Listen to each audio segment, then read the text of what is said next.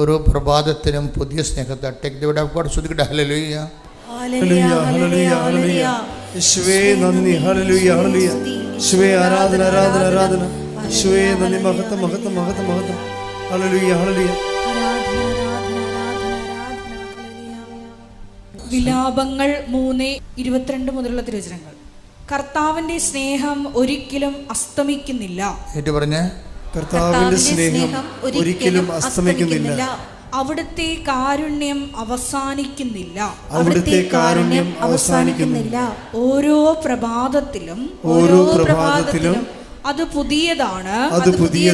അവിടുത്തെ വിശ്വസ്തത ഉന്നതമാണ്. വാർദ്ധക്യം എന്ന് പറയണത് എന്താ?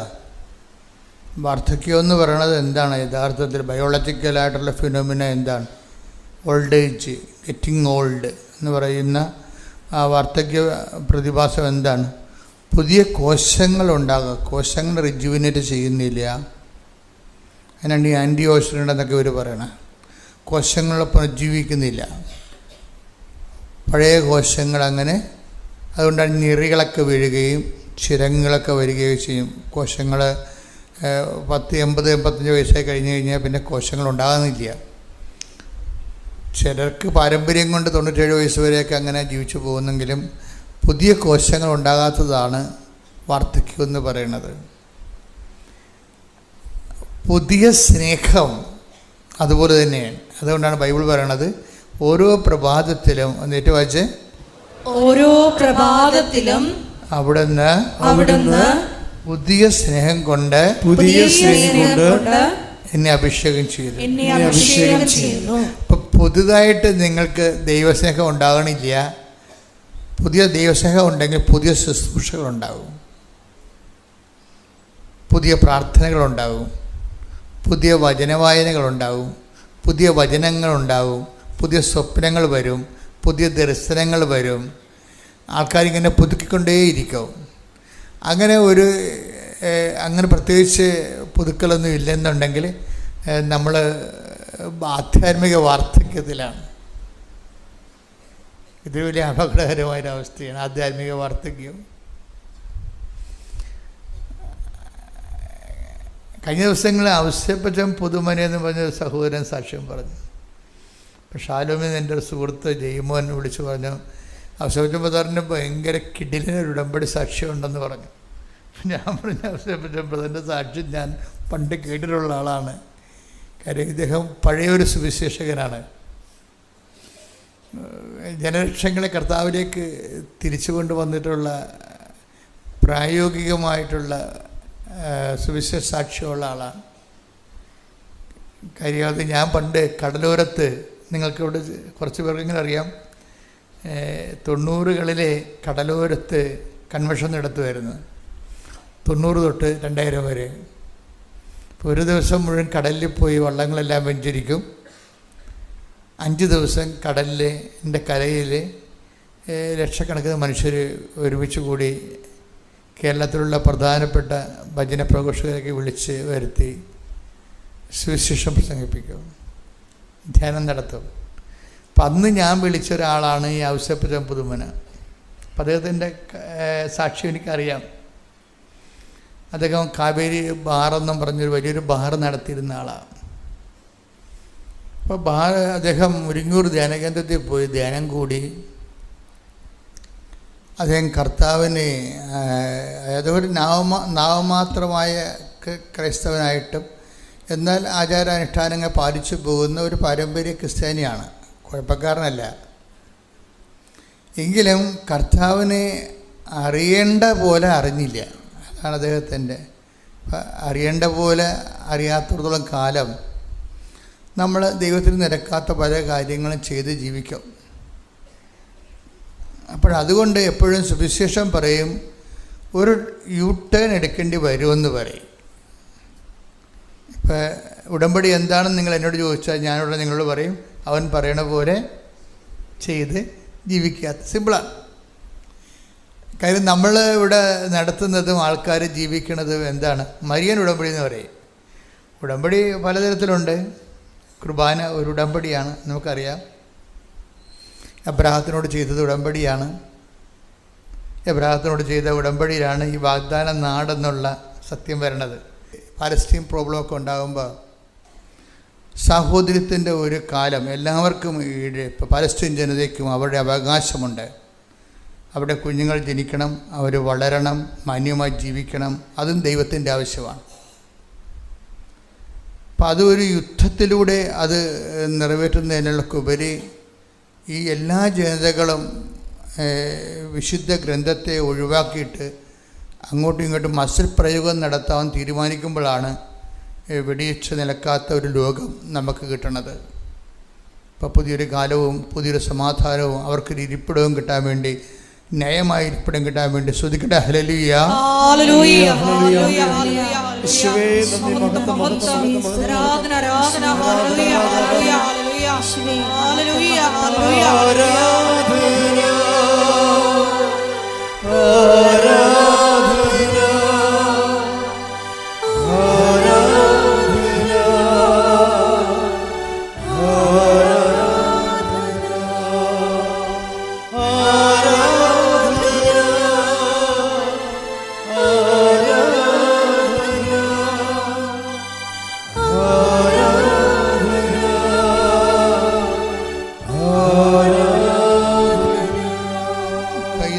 വെച്ചുകൊണ്ട് പരിശുദ്ധ പരമദിവ്യകാരുണ്യത്തിന് ആരാധനയും സ്തുതിയും പുകഴ്ചയും ഉണ്ടായിരിക്കട്ടെ. എൻ്റെ പ്രിയപ്പെട്ടവരെ, എപ്പോഴും നമുക്കുണ്ടാകുന്ന ഒരു പ്രാർത്ഥനാ ജീവിതത്തിലൊരു വെല്ലുവിളി എന്ന് പറയുന്നത് നമ്മൾ പ്രാർത്ഥിക്കുകയാണെന്ന് ദൈവത്തെ ബോധ്യപ്പെടുത്തുക എന്നുള്ളതാണ് ഏറ്റവും വലിയ വിഷയം. അതൊരു വല്ലാത്തൊരു പ്രശ്നമാണ്. നമ്മൾ പ്രാർത്ഥിക്കുകയാണെന്ന് ദൈവത്തിന് കൂടി മനസ്സിലാകണം. അതെപ്പോഴും പ്രാർത്ഥിക്കുമ്പോൾ നിങ്ങൾ ചിന്തിക്കേണ്ട വിഷയമാണ്. അതനുസരിച്ച് ദൈവത്തിന് ഇപ്പം നമ്മൾ പ്രെയർ ചെയ്യുകയാണ് എന്ന് ദൈവത്തിന് മനസ്സിലാകണം. അതെന്തുകൊണ്ടാണ്? അപ്പോൾ ആ പ്രെയറിൽ ദൈവം ഉദ്ദേശിക്കുന്ന കണ്ടൻറ്റ് വൈസ് റിച്ച് ആണെങ്കിൽ ദൈവത്തിന് മനസ്സിലാകും നിങ്ങൾ പ്രാർത്ഥിക്കുകയാണെന്നുള്ളത്. അതിനകത്ത് ആപ്ലിക്കേഷൻസ് മാത്രമാണെങ്കിൽ അത് നിങ്ങൾ പ്രാർത്ഥിക്കണം ദൈവത്തെ മനസ്സിലാകത്തില്ല. കാര്യം അങ്ങനെ ദൈവത്തിൻ്റെ ബ്രെയിനിൽ അത് സേവ് ആയിട്ടില്ല. എങ്ങനെ വയറ്റിപ്പപ്പിന് വേണ്ടി വയറ്റായിട്ടടിച്ച് പാടുന്ന പാട്ടാണ്, വയറ്റായിട്ടടിച്ച് പാടുന്ന പാട്ടാണ് പ്രാർത്ഥന. അത് സേവ് ചെയ്യില്ല. മറിച്ച് അതിൻ്റെ അകത്ത് വിശ്വാസം, പ്രത്യാശ, സ്നേഹം, സമർപ്പണം, 4 കണ്ടൻറ്റ് വൈസ് റിച്ചായിരിക്കണം. എപ്പോഴും ദൈവദർശനത്തിൽ വരുമ്പോൾ ഞാൻ വരച്ചിട്ട വരയിലൂടെ ദൈവം വളഞ്ഞും തിരിഞ്ഞും സഞ്ചരിക്കണമെന്ന് പറഞ്ഞാൽ ആ പ്രാർത്ഥന ദൈവദർശനത്തിൽ സേവല്ല. സേവല്ലാത്തതെന്ന് വെച്ച് കഴിഞ്ഞാൽ ദൈവദർശനം സേവായിരിക്കുന്നത് എന്താണെന്ന് കർത്താവ് നമുക്ക് വെളിപ്പെടുത്തിയിട്ടുണ്ട്. എന്താണ്? സ്വർഗസ്ഥനായ ഞങ്ങളുടെ പിതാവേ. അതാണ് ദൈവത്തിൻ്റെ ബ്രെയിനിൽ സേവായിരിക്കുന്നത്. അതാണ് എന്താണ്? ഒരു മനുഷ്യൻ പ്രാർത്ഥിക്കുകയാണെങ്കിൽ അവൻ്റെ പ്രാർത്ഥനയിലെ കണ്ടൻറ്റുകൾ എന്താണ്? Thy will be done, thy kingdom come. നിൻ്റെ രാജ്യം വരണം, നിൻ്റെ തിരുമനസ്സ് സ്വർഗത്തിലെ പോലെ ഭൂമിയിലുമാകണം. പ്രാർത്ഥിക്കുക. കർത്താവായ ദൈവമേ, എല്ലാ പ്രാർത്ഥനയുടെയും അടിസ്ഥാനത്തിലെ നിന്റെ തിരുമനസ്സ് നിറവേറാൻ തുറന്ന ഒരു മനോഭാവം എനിക്ക് നൽകണമേ. അത് നിറവേറ്റാൻ ആവശ്യമായ ദൈവസ്നേഹം എനിക്ക് നൽകണമേ. അപ്പോൾ പ്രാർത്ഥനയുടെ ഇന്ധനം എന്ന് പറയുന്നത് ദൈവസ്നേഹമായിരിക്കും. ഇപ്പം ദൈവസ്നേഹമുള്ള ആൾക്കാർക്ക് മാത്രമേ ദൈവത്തിൻ്റെ ഇഷ്ടം എൻ്റെ ജീവിതത്തിൽ നിറവേറണമെന്ന് ആഗ്രഹിക്കത്തുള്ളൂ. വസ്തുസ്നേഹം ഉണ്ടാവും, വിഷയസ്നേഹം ഉണ്ടാവും. 3 തരം സ്നേഹങ്ങൾ മനുഷ്യരിൽ ഉണ്ടാവും. വസ്തുക്കളുള്ള സ്നേഹം ഉണ്ടാവും, വിഷയത്തോടുള്ള സ്നേഹം ഉണ്ടാവും, ദൈവത്തോടുള്ള സ്നേഹവും ഉണ്ടാവും. പലപ്പോഴും പ്രാർത്ഥനയിൽ മുന്നിട്ട് മുഴച്ചു നിൽക്കുന്നതെല്ലാം ഈ വസ്തുസ്നേഹമായിരിക്കും. വസ്തുക്കളോടുള്ള സ്നേഹം അല്ലെങ്കിൽ വിഷയത്തോടുള്ള സ്നേഹം, അതൊക്കെ മനുഷ്യന് ആവശ്യമാണെന്ന് ഈശോ പറഞ്ഞിട്ടുണ്ട്. വസ്തുക്കളും വിഷയങ്ങളും ഇതൊക്കെ നിങ്ങൾക്ക് ആവശ്യമാണെന്ന് എൻ്റെ സ്വർഗസ്ഥനായ പിതാവിന് അറിയാം, അല്ലേ? Take the word of God. സ്തുതിക്കട്ടെ. ഹല്ലേലൂയ, ഹല്ലേലൂയ, ഹല്ലേലൂയ, ഹല്ലേലൂയ, ഹല്ലേലൂയ, ഹല്ലേലൂയ, ഹല്ലേലൂയ. യേശുവേ നന്ദി. ഹല്ലേലൂയ, ഹല്ലേലൂയ. ആരാധന, യേശുവേ മഹത്വം, മഹത്വം, ആരാധന, ആരാധന. മത്തായി 6:31-32. അതിനാൽ എന്ത് ഭക്ഷിക്കും, എന്ത് പാനം ചെയ്യും, എന്ത് ധരിക്കും എന്ന് വിചാരിച്ച് നിങ്ങൾ ആകുലരാകേണ്ട. വിജാതീയരാണ് ഇവയെല്ലാം അന്വേഷിക്കുന്നത്. നിങ്ങൾക്കിവയെല്ലാം ആവശ്യമാണെന്ന്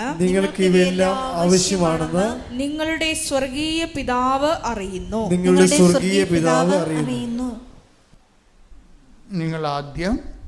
നിങ്ങൾ ആദ്യം അവിടുത്തെ രാജ്യവും അവിടുത്തെ നീതിയും അന്വേഷിക്കുക. അതോടൊപ്പം മറ്റുള്ളവയെല്ലാം നിങ്ങൾക്ക് ലഭിക്കും. അപ്പം മറ്റുള്ളവയെല്ലാം ഉണ്ട്, അതിൻ്റെ അകത്ത് വിഷയമുണ്ട്, വസ്തുക്കളുമുണ്ട്. അപ്പോൾ ദൈവം അത് അവോയ്ഡ് ചെയ്യുന്നില്ല, ഓവർലുക്ക് ചെയ്യുന്നില്ല.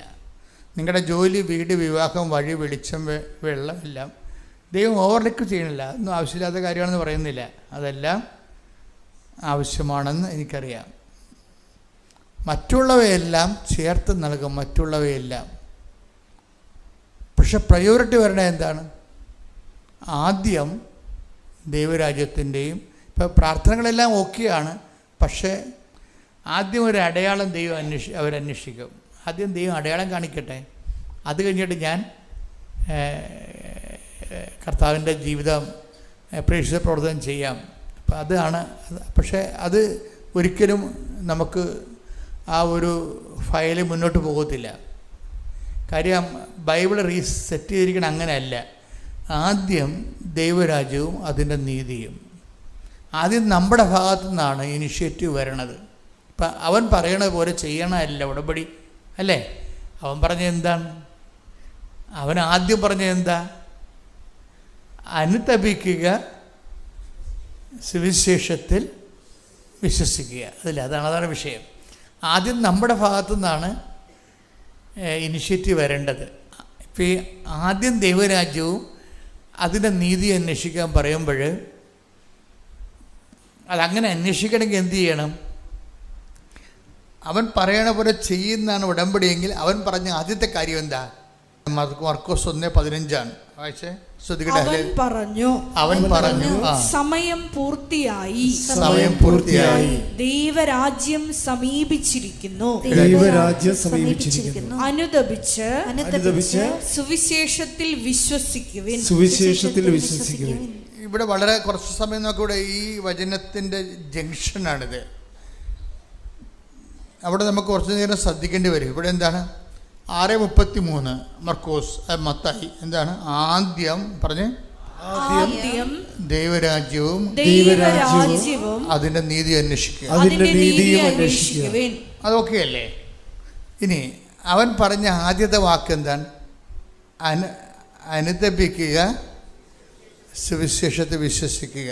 എന്താണ് കാര്യം? ദൈവരാജ്യം. അത് വാചനം വായിച്ചേ. മർക്കോസ് 1:15. അപ്പം മർക്കോസ് 1:15 മത്തായി 6:33 കൂടിയാണ് ലിങ്ക് ചെയ്തിരിക്കുന്നത്. അവൻ പറഞ്ഞു സമയം പൂർത്തിയായി, ദൈവരാജ്യം സമീപിച്ചിരിക്കുന്നു. അതാണ് സംഭവം. ഇപ്പം മർക്കോസ് മത്തായി 6:33 ആദ്യം ദൈവരാജ്യം അന്വേഷിക്കാൻ പറയുന്നുണ്ട്. ഇപ്പം മർക്കോസിൻ്റെ 1:15 എന്താ പറയണത്? ആദ്യം അന്വേഷിക്കേണ്ട ദൈവരാജ്യം സമീപിച്ചിരിക്കുന്നു. അത് കരസ്ഥമാക്കാൻ ആദ്യം ചെയ്യേണ്ട ആദ്യത്തെ കാര്യമുണ്ട്. അതെന്താണത്? അനുതപിക്കുക. അതാണ് വിഷയം. ഇപ്പോൾ ഉടമ്പടി ജീവിതം ആരംഭിക്കുന്ന അനുതാപത്തിലൂടെയാണ്. അതുകൊണ്ട് നിങ്ങൾ തീപ്പെട്ടി ഉരച്ച് തിരി കൊളുത്തണ മുമ്പ് തന്നെ അനുതാപം കഴിഞ്ഞിരിക്കണം. അവിടെയാണ് ഈ വിഷയം കിടക്കുന്നത്. അവിടെ ഇത് തിരിയല്ല 10 തിരി തന്നാലും ആ പിശാച് പഴയ പിശാച് തന്നെ ഇരിക്കും. പിന്നെ എങ്ങനെ ഇവിടെ വർക്കൗട്ട് ചെയ്യണേ? ചെയ്യത്തില്ല. അവിടെ വൈരാഗ്യം മാറിയിട്ടില്ല, ശത്രുത മാറിയിട്ടില്ല, മത്സരം മാറിയിട്ടില്ല, അവരുടെ ജീവിത രീതികളിൽ ദൈവത്തിന് നിരക്കാത്ത ഭാഗങ്ങൾ മാറിയിട്ടില്ല, ഒന്നുമേ മാറിയിട്ടില്ല. തിരി കത്തിച്ചാണ്ട് ദൈവമായിട്ട് തിരി തിരുന്ന ആളാണെന്ന് ഇരിക്കുകയാണ്. അതല്ല സംഭവം. തീപ്പെട്ടി ഉരക്കണ മുമ്പ് തന്നെ അനുതാപം നടന്നിരിക്കണം. പ്രാർത്ഥിക്കുക, കർത്താവായ ദൈവമേ, എൻ്റെ ജീവിതത്തിലെ ദൈവരാജ്യത്തിന്റെ നന്ദിയായി അനുതാപത്തിന്റെ അഭിഷേകം നൽകി എന്നെ അനുഗ്രഹിക്കണമേ. ശ്രുതിക്കട്ടെ ഹല്ലേലൂയ, ഹല്ലേലൂയ, ഹല്ലേലൂയ, ഹല്ലേലൂയ. യേശുവേ നന്ദി, ഹല്ലേലൂയ, ഹല്ലേലൂയ, ഹല്ലേലൂയ, ഹല്ലേലൂയ. ഇത് കുറച്ച് സിൻസിയർ ആണെങ്കിലേ ഉടമ്പടി ഇങ്ങനെ പുതിയ പുതിയ സ്നേഹം നമ്മൾ ആദ്യം വായിച്ചല്ലേ വിലാപങ്ങൾ 3:22 മുതലുള്ള തിരുവചനങ്ങൾ.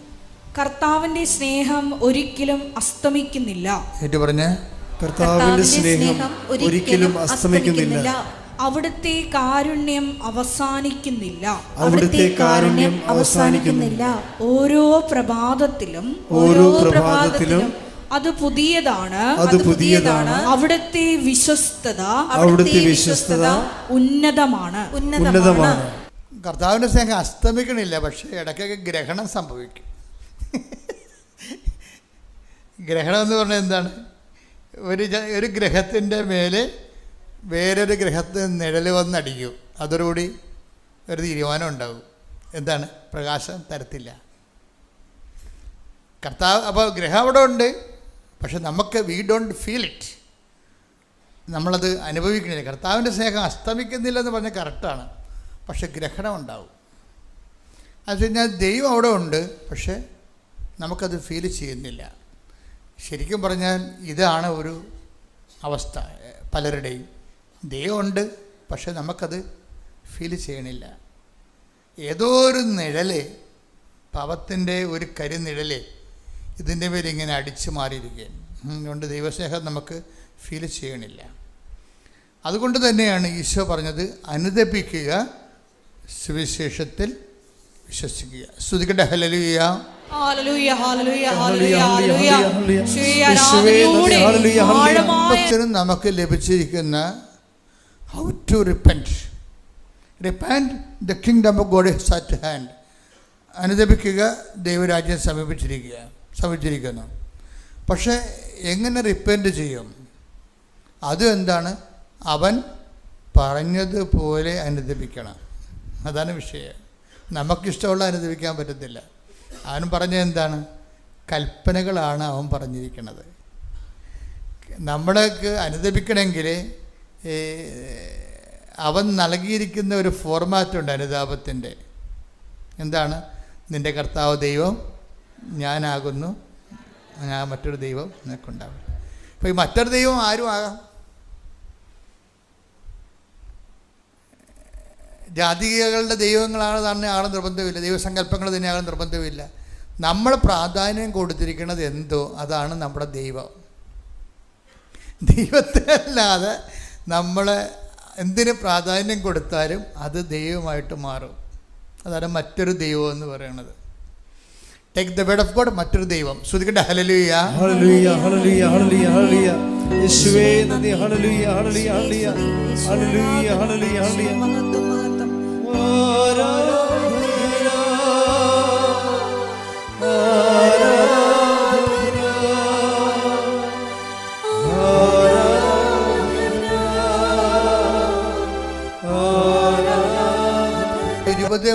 പുറപ്പാട് 23.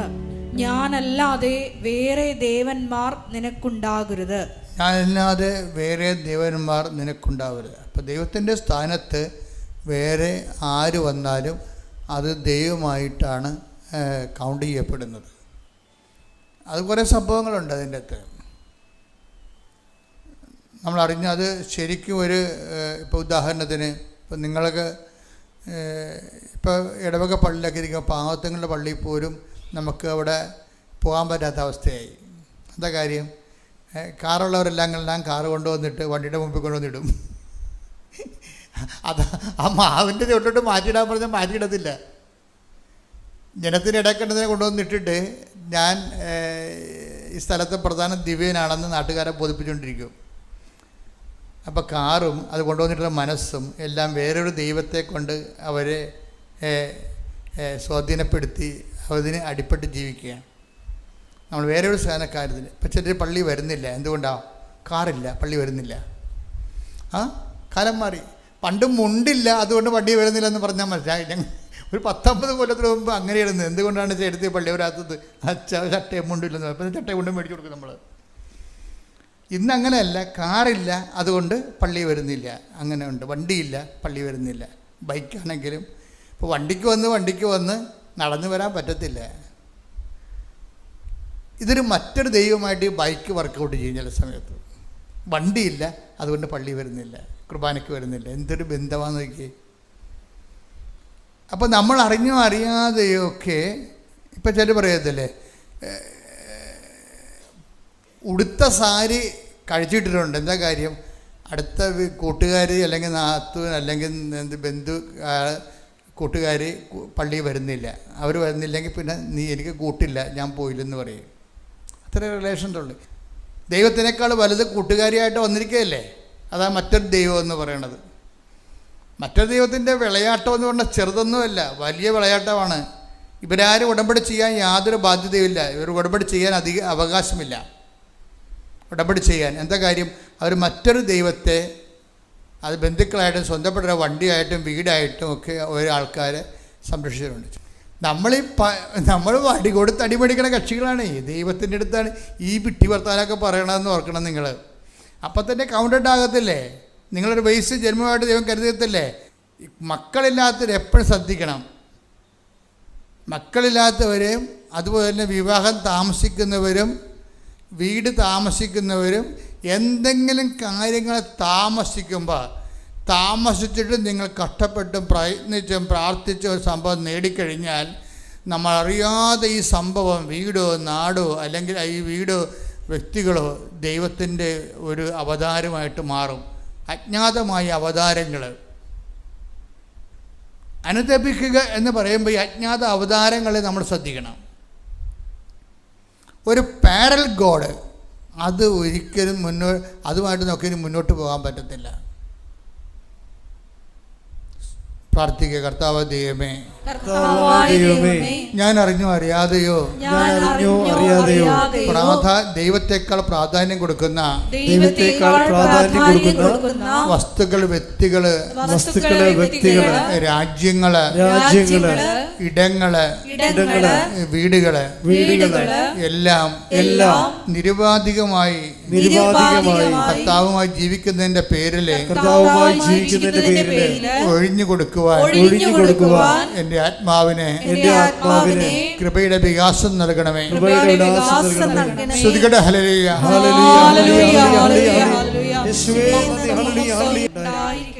ഈ അമിത പ്രാധാന്യം കൊടുക്കുന്നുണ്ടെങ്കിൽ ചില ആൾക്കാർ കാനഡയിൽ ഇടിച്ചു നിൽക്കും, ചിലക്ക് ആസ്ട്രേലിയയിൽ ഇടിച്ചു നിൽക്കും.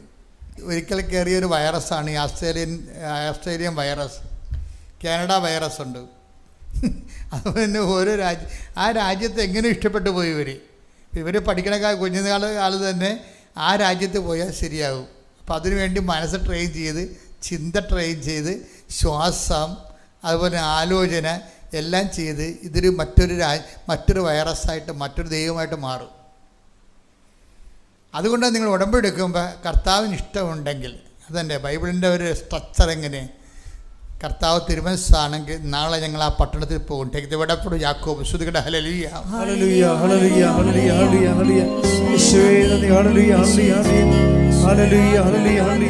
പരിശുദ്ധ പരമദിവ്യകാരുണ്യത്തിന് ആരാധനയും സ്തുതിയും പുകഴ്ചയും ഉണ്ടായിരിക്കട്ടെ. യാക്കോബ് 4:13 മുതലുള്ള തിരുവചനങ്ങൾ. യാക്കോബ് 4:13. ഇന്നോ നാളെയോ ഞങ്ങൾ ഇന്ന പട്ടണത്തിൽ പോയി അവിടെ ഒരു വർഷം താമസിച്ച് വ്യാപാരം ചെയ്ത് ലാഭമുണ്ടാക്കുമെന്ന് പ്രഖ്യാപിക്കുന്ന നിങ്ങളോട് ഒന്ന് പറയട്ടെ.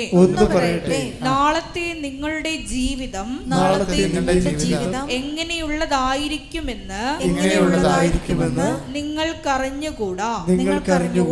അല്പനേരത്തേക്ക് പ്രത്യക്ഷപ്പെടുകയും അതിനുശേഷം അപ്രത്യക്ഷമാവുകയും ചെയ്യുന്ന മൂടൽ മഞ്ഞാണ് നിങ്ങൾ.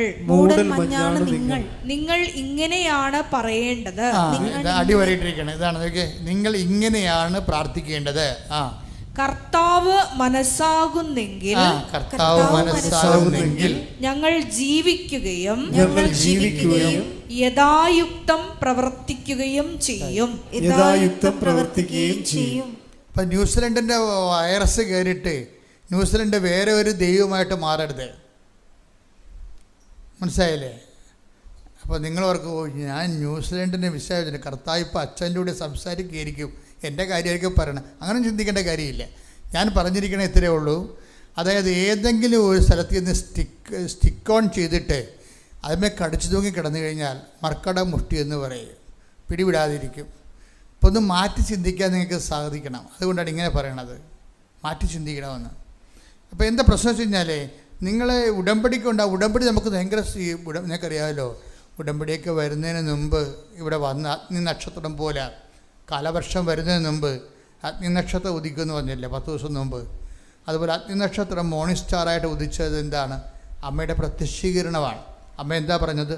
ദുരന്തം ഉണ്ടാകാൻ പോകുന്നു, എന്താണ്? പ്രാർത്ഥിക്കണം. അപ്പോൾ ഒരു ഉടമ്പടി, അതിന് പ്രാർത്ഥിക്കാൻ വേണ്ടി നമുക്ക് തന്നെ എന്താണ്? ഉടമ്പടി ജീവിതമാണ്. അപ്പോൾ ഉടമ്പടി ജീവിതത്തിൽ വരാൻ പോകുന്ന ദുരന്തത്തെ കവറിങ് ഉണ്ട് അതിൻ്റെ അകത്ത്. മനസ്സിലായില്ലേ? അതിനാണ് ഉപ്പ്, തേന്, കശുരൂപം, എന്തെല്ലാം കാര്യങ്ങളാണ് വന്നിരിക്കണേ. വരാൻ പോകുന്ന ദുരന്തം 2004 ഡിസംബർ 7-ാം തീയതി അമ്മ പ്രത്യക്ഷപ്പെടുമ്പോൾ പറയണത് ദുരന്തം ഉണ്ടാകാൻ പോകുന്നു, പ്രാർത്ഥിക്കണം. അത് പ്രകൃതി ദുരന്തമാകാം, ജീവിത ദുരന്തമാകാം. അപ്പം ഇങ്ങനെ ഒരു ദുരന്തം ഉണ്ടാകാൻ പോകുന്നു, പ്രാർത്ഥിക്കണമെന്ന് പറയുമ്പോഴേ ദുരന്തത്തിന് എന്ത് പ്രാർത്ഥിക്കണമെന്ന് ചോദിച്ചു കഴിഞ്ഞാൽ ദുരന്തത്തിനെ പ്രതിരോധിക്കാൻ വേണ്ടി പ്രാർത്ഥിക്കേണ്ടത് എന്താണ്? ഉടമ്പടിയും ഉടമ്പടി ജീവിതവുമാണ്. ഉടമ്പടി ജീവിതം നമുക്ക് എന്താ തരണത്? വരാൻ പോകുന്ന ദുരന്തങ്ങളെ നിന്ന് സംരക്ഷണം നൽകും. ഈ ഔസേപ്പച്ചൻ പുതുമനയുടെ ഒരു സാക്ഷ്യം എങ്ങനെയാണെന്നറിയാമോ? ഇദ്ദേഹം ഉടമ്പടി ജീവിതത്തിലേക്ക് വന്നതിന് ശേഷം ഇപ്പോൾ ഒത്തിരി ആൾക്കാർ കുളു മണാളിലൊക്കെ പോകുന്നുണ്ടല്ലോ. ഇപ്പോൾ ചിലരൊക്കെ കുറേ കഷ്ടപ്പാടൊക്കെ ജീവിച്ച് കഴിയുമ്പോൾ അവർക്ക് തോന്നും ഒന്ന് ഫ്രഷ് ആകാൻ പോകണമെന്ന് തോന്നും. ഇപ്പോൾ നമ്മുടെ ഇപ്പോൾ ആൾക്കാർ ഒത്തിരി പേര് അങ്ങനെ പോകുന്നുണ്ട്, പല സ്ഥലങ്ങളിലൊക്കെ ഫ്രഷ് ആകാൻ പോകും. ഞാൻ വനത്തിലേക്കേ പോകത്തുള്ളൂ. ഒരു വർഷത്തിൽ ഒരു പ്രാവശ്യം വനത്തിൽ പോകും. അവിടെ എവിടെയെങ്കിലും പോയി താമസിച്ച് അടിച്ചു പൊളിക്കാൻ പോകണമല്ല, അത് ശാന്തമായ പ്രകൃതിയിൽ വളരെ ചിലവ് കുറഞ്ഞ സ്ഥലത്ത് ചെറിയ ഭക്ഷണമൊക്കെ കഴിച്ച് അങ്ങനെ ഒരു ദിവസം പ്രാർത്ഥിച്ചൊക്കെ ചിലവഴിച്ച് ഫ്രഷ് ആയിട്ട്. ഇപ്പോൾ ഞാൻ ഒറ്റയ്ക്ക് പോകത്തില്ല, ഇവരെല്ലാം കൂട്ടിക്കൊണ്ടേ പോകത്തുള്ളൂ. അപ്പോൾ ഫ്രഷാകാൻ വന്ന് ഫ്രഷായിട്ട് വരും, പ്രാർത്ഥിച്ച് ജപമാല അവിടെ കുർബാനയൊക്കെ ചൊല്ലി അങ്ങനെ പോരും. അപ്പോൾ അതുപോലെ തന്നെ ഈ ഔസേപ്പച്ചൻ പുതുമനയുടെ സാക്ഷ്യത്തിൽ പറയണത്, ഞാൻ കാശ്മീർ പോകാൻ വേണ്ടി 20,000 രൂപ മുടക്കി ഒരു അഡ്വാൻസ് കൊടുത്ത് വിനോദസഞ്ചാര ഏജൻസിക്ക് 20,000 രൂപ മുടക്കി ഒരു അഡ്വാൻസ് കൊടുത്ത്. അപ്പോൾ അഡ്വാൻസ് കൊടുത്തിരിക്കുന്ന സമയത്ത് ഞാൻ ഡെയിലി ബ്രെഡ് കേട്ട് അഡ്വാൻസ് കൊടുത്ത് അവിടെ പോകാൻ തീരുമാനിച്ചിരിക്കുകയാണ്. അപ്പോൾ ഞാൻ ഡെയിലി ബ്രെഡ് കേട്ടെ. ഡെയിലി ബ്രെഡിൽ അച്ഛൻ പറയുന്നുണ്ട്, ബാലാവിൻ്റെ കഴുതയെക്കുറിച്ച് പറയുന്നുണ്ട്. നീ പോകുന്ന വഴികളിൽ നിനക്ക് ദുരന്തം ഉണ്ടാകുകയാണെങ്കിലേ അത് നിനക്കറിയാൻ പറ്റത്തില്ല, പക്ഷെ ദൈവത്തിന് അറിയാവുന്ന കാരണം ദൈവം കഴുതയെപ്പോലും നിന്നെ സംരക്ഷിക്കാൻ വേണ്ടി നിലനിർത്തും. ഇപ്പോൾ ബാലാക്ക് എന്ന് പറയുന്ന ദുർപ്രവാചകൻ ബാലാം പ്രവാചകനാണ്. പ്രവാചകനെ വിളിച്ചുകൊണ്ട് പോവുകയാണ് ഇസ്രായേൽ ജനത്തെ നോക്കിയിട്ട് ശപിക്കാൻ വേണ്ടി. അത് ദൈവത്തിൻ്റെ സ്വന്തം ജനതയായത് കാരണം ആ ശാപം, ആ പോകുന്ന പോക്ക് ദൈവഹിത പ്രകാരമല്ലാത്ത കാരണം, അത് ബാലാവിന് തന്നെ ആപത്തുണ്ടാകുന്ന കാരണം ദൈവം ഈ ഊരിപ്പിടിച്ച വാളുമായിട്ട് ഈ ബാലാവിന് മുമ്പ് ഒരു ദൂതനെ വിട്ടിട്ട് ദൂതൻ വാളുമായിട്ട് നിൽക്കണത് ഈ ബാലാൻ കാണത്തില്ല, കഴുത കാണും. കഴുത മാറി മാറി വരുമ്പോൾ ബാലാവിൻ്റെ അതിൻ്റെ പുറത്തിരിക്കുന്ന ബാലാവിൻ്റെ കാല് ഭിത്തിയിൽ ഉരഞ്ഞു പോകുമ്പോൾ അരിച്ചൻ പറഞ്ഞിട്ട് ഇപ്പം ഈ ബാലാം ഈ ഊരിപ്പിടിച്ച വാളുമായിട്ട് നിൽക്കുന്ന ദൂതനെ കാണുന്നില്ല, വഴി തടഞ്ഞു നിൽക്കുന്ന ആളെ കാണുന്നില്ലല്ലോ. അപ്പോൾ ഇയാളുടെ കഴുത തെമ്മടിത്തരം കാണിച്ച് കാരണം അയാളുടെ കാല് പോയി. അപ്പോൾ അയാളെ കഴുതയെ തല്ലും. അപ്പോൾ ഇതിൻ്റെ കഴുത സംസാരിക്കാൻ തുടങ്ങും. അതാണ് എൻ്റെ അപ്പോൾ ഈ പ്രവാചക വിഷയങ്ങൾ ഞാൻ സംസാരിക്കുമ്പോൾ പെട്ടെന്ന് നിങ്ങൾക്ക് പ്രസംഗവും കേൾക്കാം, സന്ദേശവും കേൾക്കാം. ഒരു പ്രസംഗമായിരിക്കും നിങ്ങൾ കേൾക്കണം, അതൊരു പ്രസംഗമല്ലേ എന്ന് പറയും. പക്ഷെ ദൈവ പൈതലാണെങ്കിൽ പറയും അത് പ്രസംഗമല്ല, സന്ദേശമാണെന്ന് പറയും. അതാണ് വിഷയം. അതാണ് സന്ദേശവും പ്രസംഗവും തമ്മിൽ. പ്രസംഗം കുറച്ച് ഡീറ്റെയിൽസ് നമുക്ക് പറയണം ആ വിഷയത്തിൻ്റെ. സന്ദേശം ദൈവം നമ്മോട് അതിലൂടെ നേരിട്ട് സംസാരിക്കുന്നതാണ്. അപ്പോൾ ഔസേപ്പച്ചമ്പുവിനേക്ക് പരിശുദ്ധാത്മാവ് ഉണ്ടായിരുന്ന കാരണം പരിശുദ്ധാത്മാവ് പറഞ്ഞു ഇത് നിന്നോട് സംസാരിച്ചാണെന്ന്. ദൈവത്തിന് അങ്ങനെ ഒരു ഗുണമുണ്ട്. നമുക്കിങ്ങനെ ജനറൽ മെസ്സേജ് കൊടുത്തിട്ട് പർട്ടിക്കുലറായിട്ട് നമുക്ക് പ്രത്യേക മെസ്സേജ് തരും. ദൈവത്തിൻ്റെ കമ്മ്യൂണിക്കേഷൻ ഭയങ്കരമാണ്, രസമാണ്. ദൈവമായിട്ട് ജീവിക്കാൻ തുടങ്ങിക്കഴിഞ്ഞാൽ ഈ ഇടിവെട്ട് ജീവിതമല്ലേ. അതായത് ജനറൽ മെസ്സേജ് കൊടുത്തിട്ട് അത് നിന്നെക്കാണെങ്കിൽ പറഞ്ഞിരിക്കണമെങ്കിൽ അത് നിനക്ക് അതിൻ്റെ ഇൻറ്റിമേഷൻ വരും. ഇപ്പോൾ ഇൻറ്റിമേഷൻ ഔസേപ്പിതാത്തിനോട് പറഞ്ഞ് ഇത് നിനക്കുള്ള മെസ്സേജാണ്, നിൻ്റെ ഈ കാശ്മീർ ട്രിപ്പ് ക്യാൻസൽ ചെയ്യാൻ വേണ്ടിയുള്ള മെസ്സേജാണെന്ന് പറഞ്ഞു. ഉടനെ അത് വിശ്വസിച്ചു അദ്ദേഹം. അതാ ചിലർ വിശ്വസിക്കത്തില്ല.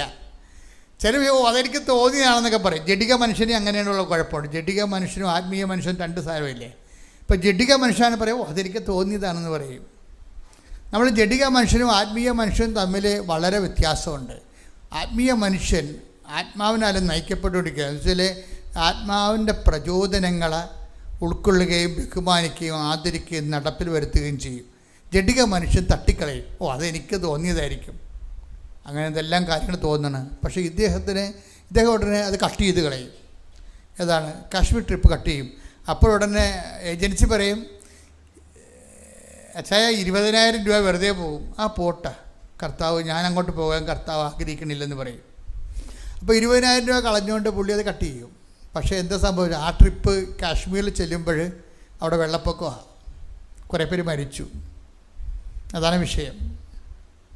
അപ്പോൾ ആ ട്രിപ്പിൽ പോകേണ്ടതാണ്. കർത്താവുമായിട്ട് ബന്ധമുള്ള കാരണം ട്രിപ്പ് കട്ട് ചെയ്ത് കളഞ്ഞു. നമ്മൾ ചില സമയത്ത് ഇതിന് വേണ്ടി മെയ്ഡപ്പ് ചെയ്ത് ദൈവമായിട്ട് നല്ല ബന്ധമില്ലെങ്കിൽ നമുക്കിത് മനസ്സിലാക്കത്തില്ല. നമ്മൾ പോയി ദുരന്തം വലിച്ചു മേടിക്കും. ഇപ്പോൾ ദുരന്തം ഉണ്ടാകാൻ പോകുന്ന പ്രാർത്ഥിക്കണമെന്നാണ് പറഞ്ഞുകൊണ്ടാണ് മാതാവ് ഉടമ്പടി തന്നിരിക്കണം. അപ്പോൾ ഉടമ്പടി പാക്കേജിൽ സംരക്ഷണ പാക്കേജ് ഉണ്ട്, അതെപ്പോഴും നമ്മൾ അറിയണം. ഉടമ്പടി ഉഴപ്പിയ ആ ദുരന്തത്തിൻ്റെ സംരക്ഷണം പോവും, ചെന്ന് പടിമേടിക്കും. ഉടമ്പടി ഉഴപ്പുമ്പോൾ സംഭവിക്കുന്നത് അതാണ്. നമ്മൾ ഉടമ്പടി ഉഴപ്പും എങ്ങനെയെങ്കിലും തൽക്കാലം അത് ഞാൻ ജോലിക്ക് വേണ്ടി ഉടമ്പടി എടുത്തതാണ്, അത് നടന്നില്ലെന്ന് പറഞ്ഞാൽ പിറ്റേ ദിവസം മുതൽ ഉടമ്പടി ഉഴപ്പും. ഉടമ്പടി ഉഴപ്പുമ്പോൾ എന്താ സംഭവം? അതിൻ്റെ അകത്ത് പറഞ്ഞിരിക്കുന്ന വാഗ്ദാനം ചെയ്തിരിക്കുന്ന സംരക്ഷണമുണ്ട്. അത് നിൻ്റെ പിന്നിലും പുറകിലൊക്കെ വരികയല്ലേ. സ്തുതിക്കട്ടെ. ഹല്ലേലൂയ ഹല്ലേലൂയ ഹല്ലേലൂയ ഹല്ലേലൂയ ഹല്ലേലൂയ. യേശുവേ നന്ദി, യേശുവേ സ്തുതി, ഹല്ലേലൂയ. യേശുവേ ആരാധന ആരാധന ആരാധന. യേശുവേ നന്ദി, മഹത്വം മഹത്വം മഹത്വം മഹത്വം. ഹല്ലേലൂയ ഹല്ലേലൂയ ആരാധന ആരാധന യേശുവേ ആരാധന.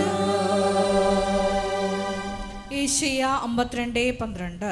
യെശയ്യാ 52:12. കർത്താവ് നിങ്ങളുടെ മുമ്പിൽ നടക്കും, കർത്താവ് നിന്റെ മുമ്പിൽ നടക്കും, ഇസ്രായേലിന്റെ ദൈവമായിരിക്കും, ഇസ്രായേലിന്റെ ദൈവമായിരിക്കും, നിങ്ങളുടെ പിൻകാവൽക്കാരൻ.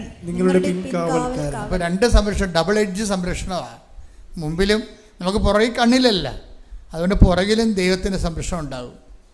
പിന്നെ എന്താണ്? മുമ്പിലും സംരക്ഷണം ഉണ്ടാവും. അപ്പം അതുകൊണ്ട് തന്നെ ഈ സംരക്ഷണം നമുക്ക് നഷ്ടപ്പെടുന്നത്, വേറെ ഒരു ദൈവത്തെ പ്രതിഷ്ഠിക്കുമ്പോൾ നമുക്ക് നഷ്ടപ്പെടുന്നത് ഈ സംരക്ഷണമാണ്. പ്രാർത്ഥിക്കുക. കർത്താവ് ദൈവമേ, കർത്താവായ ദൈവമേ, ദൈവത്തെക്കാൾ ഉപരി മറ്റു വ്യക്തികൾക്ക്, വസ്തുക്കൾക്ക്, വിഷയങ്ങൾക്ക് പ്രാധാന്യം കൊടുത്തുകൊണ്ട് സംരക്ഷണം നഷ്ടപ്പെടുത്തുവാൻ എന്നെ അനുവദിക്കരുത്, എന്നെ അനുവദിക്കരുത്. ഹല്ലേലൂയ ഹല്ലേലൂയ ഹല്ലേലൂയ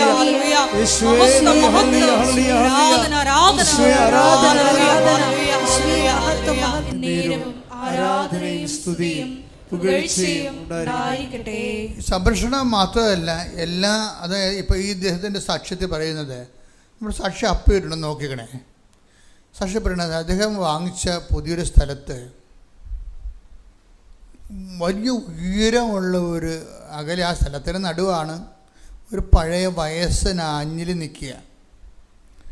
അപ്പോൾ ഇത് കാറ്റത്ത് എങ്ങനെ ചുവട് പറഞ്ഞ് വീഴുകയാണെങ്കിൽ ഇങ്ങയുടെ വീട് കുറച്ച് 10-20 മീറ്റർ അകലെയാണെങ്കിലും ഇത് ചാഞ്ഞ് നിൽക്കുന്ന സംഭവമാണ്. ഇത് വീണ് കഴിഞ്ഞാൽ ഇയാളുടെ പെരയെ വന്ന് വീഴും. പക്ഷെ ആ മനുഷ്യനോട് വെട്ടാൻ പറയാൻ പറ്റത്തില്ല. എന്താ കാര്യം?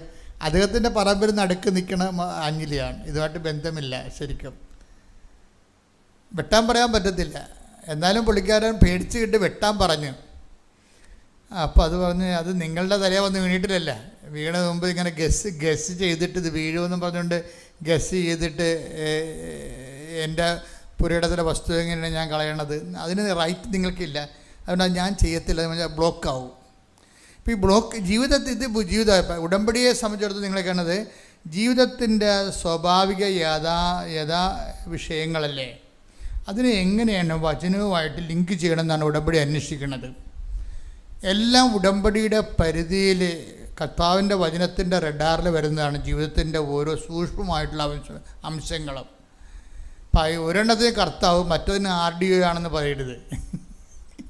അത് ഇപ്പോൾ പാർട്ടിക്കാരോട് ഇന്ന് പറഞ്ഞു, ചേട്ടാ ഈ ആഞ്ഞിന് വെട്ടണമെന്ന് പറഞ്ഞാൽ അവരോട് പറയും അത് RDOക്ക് പെറ്റീഷൻ കൊടുക്കണം, അതിന് വില്ലേജ് ഓഫീസിൽ പോയി വേണമെന്ന് പറയും. അതാണ് എൻ്റെ ലോകത്തിലെ നിയമം, അതാണ് നിയമം. അപ്പം അങ്ങനെ RDO വന്നാലും വെട്ടാൻ പറ്റത്തില്ല. കാര്യം ഇത് പറമ്പിൽ നിൽക്കുകയാണ്, അവരുടെ പറമ്പിൽ നടുക്കെങ്ങനെ നിൽക്കുന്ന സംഭവമാണ്. വല്ല അരികെ വല്ലതും ആണെങ്കിൽ നമുക്ക് പറയാം, ഗസ് ചെയ്യാം, ഇത് വീഴുമെങ്കിൽ ഇങ്ങോട്ട് വീഴും. അപ്പോൾ അവിടെ ഒരു കുഴപ്പമുണ്ട്. അപ്പോൾ എന്ത് ചെയ്ത്, പക്ഷേ ഇത് ഉറഞ്ഞു നിൽക്കണ കാരണം അദ്ദേഹം പറഞ്ഞ് കമ്പി ഇടാമെന്ന് പറഞ്ഞു. അങ്ങനെ കമ്പി ഇട്ട് കൊടുത്ത്, കമ്പി ഇട്ട് വലിച്ച് കെട്ടി. പക്ഷേ കാറ്റ് വന്നപ്പോൾ കമ്പി പൊട്ടിപ്പോയി. അപ്പോൾ കുറച്ചുകൂടി ചാഞ്ഞ സാധനം. അപ്പോൾ രണ്ടാമത് ഉടമ്പടി പുതുക്കാൻ വന്നപ്പോൾ മാതാവിനോട് പറഞ്ഞു, മാതാവ് ഞാൻ വെക്കാൻ പോണത് ഇതാണ് ഒരു കാര്യം, ഈ പ്രാവശ്യത്തെ ഉടമ്പടി പുതുക്കാൻ പോകുമ്പോൾ ഞാൻ ആഞ്ഞിലിയുടെ കാര്യമാണ് വെക്കണമെന്ന് വെക്കണമെന്ന് പറഞ്ഞതേ ഉള്ളൂ. പുള്ളി വെച്ചില്ല. വെച്ചാൽ എഴുതാൻ പോകുകയായിരുന്നു. എഴുതാൻ മുമ്പ് ആ സെക്കൻഡിൽ തന്നെ ഈ പറമ്പുകാരൻ പുള്ളി വിളിക്കും, ആവശ്യപ്പെട്ടാൽ ഞാൻ ഈ സാധനം വെട്ടുകയും കേട്ടാന്ന് പറയും. അത്രയും സ്പീഡാണിത്. ദുരന്തമുണ്ടാകാൻ പോകുന്ന പ്രാർത്ഥിക്കണം. ഉടമ്പടി ഇത്രയുമാണ് സ്പീഡായിട്ട് നിൽക്കണമെന്ന് ഓർത്തേക്കണം. ഇതെല്ലാം മാതാവ് നമ്മുടെ ജീവിതത്തിൽ ക്രമീകരിക്കുന്ന ക്രമീകരണങ്ങളാണ്. ഒരു വഴക്കൊഴിവാക്കി, ഒരു ദൈവം ഒരു വിഷയം കൈകാര്യം ചെയ്യുമ്പോൾ സൈഡ് എഫക്ട്സ് കുറവായിരിക്കും. ഇപ്പോൾ ആൾക്കാർ ഇംഗ്ലീഷ് മരുന്ന് അധികം കഴിക്കുന്നതിന് ചിലർ കഴിപ്പിക്കാത്തത്. ഡോക്ടർമാരാണെങ്കിൽ നഴ്സുമാരും ഒരിക്കലും, ഇപ്പോൾ പണ്ടിവിടെ ഒരു നേഴ്സ് 2 കുഞ്ഞുങ്ങളെ കൊണ്ട് വരുമായിരുന്നു. അവർ കുഞ്ഞുങ്ങളുടെ കാര്യമൊക്കെ രോഗവും ക്ഷീണമൊക്കെ എന്നോട് പറയും. അവരൊക്കെ കോയിലെ നേഴ്സാണ്. എപ്പോഴും പറയും ഞാനിപ്പോൾ ഈ ആൻറ്റിബയോട്ടിക്സ് കൊടുക്കണു, അതിന് എത്ര കൊടുത്ത് കൊച്ചിൻ്റെ അവസ്ഥ ഇങ്ങനെ. അപ്പോൾ ഞാനോടത്ത് ഈ ആൻറ്റിബയോട്ടിക്സ് എന്ന് പറയുമ്പോൾ രണ്ട് വലിയ പിശാചാന സാധനമാണെന്നാണ്. അവർക്ക് ആൻറ്റിബയോട്ടിക്സിൻ്റെ സൈഡ് എഫക്ട്സിനെ കുറിച്ച് നല്ലവണ്ണം അറിയാം. അത് കാരണം ഒരു ഗുളിക കൊടുക്കാൻ പോലും അവർ തയ്യാറല്ല. പക്ഷേ കൊച്ചിനാണ് ക്ഷീണം മാറണമില്ല. കാര്യം എന്താ, ഈ ഗുളികയുടെ സൈഡ് എഫക്ട്സൊക്കെ നേഴ്സിന് കൃത്യമായിട്ട് അറിയാം. അത് കൊടുക്കാനൊക്കെ മനസ്സില്ല, പക്ഷേ കൊച്ച് നന്നാകണമില്ല. ഒരു 10-20 വർഷം മുമ്പുള്ളതാണ്. ഇന്നാൾ ആ കൊച്ച് വന്നായിരുന്നു ഇവിടെ, മിട്ടിക്കനായിട്ട് ഒരു ജോലിയൊക്കെ കിട്ടി അവൻ വന്നായിരുന്നു ഇവിടെ. പണ്ട് അമ്മയുടെ അരയിരുന്ന് വന്ന കക്ഷിയാണ്. അപ്പോൾ എന്നാലും അതുപോലെ തന്നെയാണ് ഈ സൈഡ് ഇഫക്ട്സ്. ദൈവം ഒരു വിഷയത്തിൽ ഇടപെടുമ്പോൾ സൈഡ് എഫക്ട്സ് ഉണ്ടാകത്തില്ല. മറ്റുള്ളവരുടെ ഉടക്കുകയോ വൈരാഗ്യങ്ങളുണ്ടാകുകയോ. അപ്പം അതുകൊണ്ട് പലപ്പോഴും നമുക്ക് സംഭവിക്കുന്ന ഒരു വിഷയം, പകുതി ദൈവവും നമ്മൾ ഉപയോഗിക്കുന്നത് എങ്ങനെയാണ്, പകുതി ദൈവവും പകുതി ഭൗതിക മെഷീനറിയാണ് ഉപയോഗിക്കുന്നത്. അങ്ങനെ അല്ലാതെ ദൈവരാജ്യത്തിൽ തന്നെ ഈ വിഷയം കൈകാര്യം ചെയ്യാൻ പറ്റുമെന്ന് നോക്കണം. ദൈവരാജ്യത്തിൽ തന്നെ.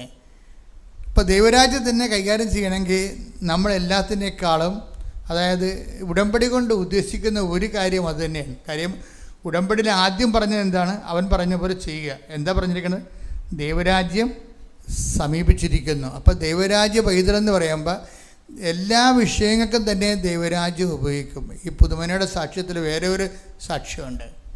വേറെ സാക്ഷ്യം എന്ന് പറഞ്ഞാൽ ഇത് മഹതിന് കുർബാന സ്വീകരിക്കാൻ പറ്റണില്ല. എന്ന് വെച്ച് കഴിഞ്ഞാൽ ഇദ്ദേഹത്തിന് ആരും സാമ്പത്തികമായി ചതിച്ചു. സാമ്പത്തികമായി ചതിച്ച കാരണം അയാളോട് കടുത്ത വൈരാഗ്യം. ഇപ്പം കടുത്ത ബുദ്ധിയും ബോധമുള്ളവൻ, ദൈവത്തിന് അറിയാവുന്നവൻ കടുത്ത വൈരാഗ്യം ഉണ്ടെങ്കിൽ അവൻ കുർബാന സ്വീകരിക്കത്തില്ല. അലവലാദികൾ എവിടുന്ന് എന്തെല്ലാം വൈരാഗ്യം ഉണ്ടെങ്കിലും കുർബാന സ്വീകരിക്കും. അവിടെ നാശകോടാലി അവർ തന്നെ പാനം ചെയ്യും. Take the word of God. സ്തുതിക്കട്ടെ ഹല്ലേലൂയ. ഹല്ലേലൂയ ഹല്ലേലൂയ. അയോഗ്യതയുടെ കുർബാന സ്വീകരിക്കുന്നവൻ സ്തുതിക്കട്ടെ ഹല്ലേലൂയ. യേശുവേ നന്ദി. ഹല്ലേലൂയ ഹല്ലേലൂയ ഹല്ലേലൂയ. യേശുവേ ആരാധന ആരാധന ആരാധന. യേശുവേ നന്ദി. മഹത്വം മഹത്വം മഹത്വം മഹത്വം. ഹല്ലേലൂയ. ആരാധന ആരാധന യേശുവേ ആരാധന. 1 കൊരിന്തോസ് 11:29. 1 കൊരിന്തോസ് 11:29. എന്തുകൊണ്ടെന്നാൽ എന്തുകൊണ്ടെന്നാൽ ശരീരത്തെ വിവേചിച്ചറിയാതെ ഭക്ഷിക്കുകയും പാനം ചെയ്യുകയും ചെയ്യുന്നവൻ തന്റെ തന്നെ ശിക്ഷാവിധിയാണ് ഭക്ഷിക്കുന്നതും പാനം ചെയ്യുന്നതും. അപ്പം നമ്മൾ വളരെ ശ്രദ്ധിക്കണം. കുർബാന സ്വീകരിക്കുമ്പോൾ അതുകൊണ്ട് ഇവിടെ മനസ്താപണമൊക്കെ ചെല്ലിച്ച് കുറേ ഉപദേശങ്ങളൊക്കെ നിർദ്ദേശങ്ങൾ നൽകിയിട്ടാണ് കുർബാന കൊടുക്കുന്നത് കൃപാസനത്തിൽ. പക്ഷേ എന്നാലും ചിലർ വൈരാഗ്യത്തിലും വിദ്വേഷത്തിലും അവനെ പാപാവസ്ഥയിലും കുർബാന സ്വീകരിക്കും. അപ്പോൾ ഒരു ഉണ്ടാകുന്ന കുഴപ്പമെന്ന് വെച്ച് കഴിഞ്ഞാൽ നമ്മൾ ഇവിടുന്ന് പോകുമ്പോൾ നിങ്ങൾക്ക് ദൈവമായിട്ടൊരു 7 പോയിൻ്റ് വരെ ഉണ്ടെങ്കിൽ നിങ്ങൾ ഇവിടുന്ന് അയോഗ്യത കുർബാന സ്വീകരിച്ച് ഇവിടുന്ന് പോകുമ്പോൾ അത് 3 പോയിൻ്റായിട്ട് റിഡ്യൂസ് ചെയ്യും. നിങ്ങളുടെ സ്പിരിച്വൽ പോയിൻ്റ് കുറയും. നമ്മൾ സിവിൽ പോയിൻ്റ് കുറഞ്ഞുമ്പോൾ ലോകം കിട്ടത്തില്ലല്ല.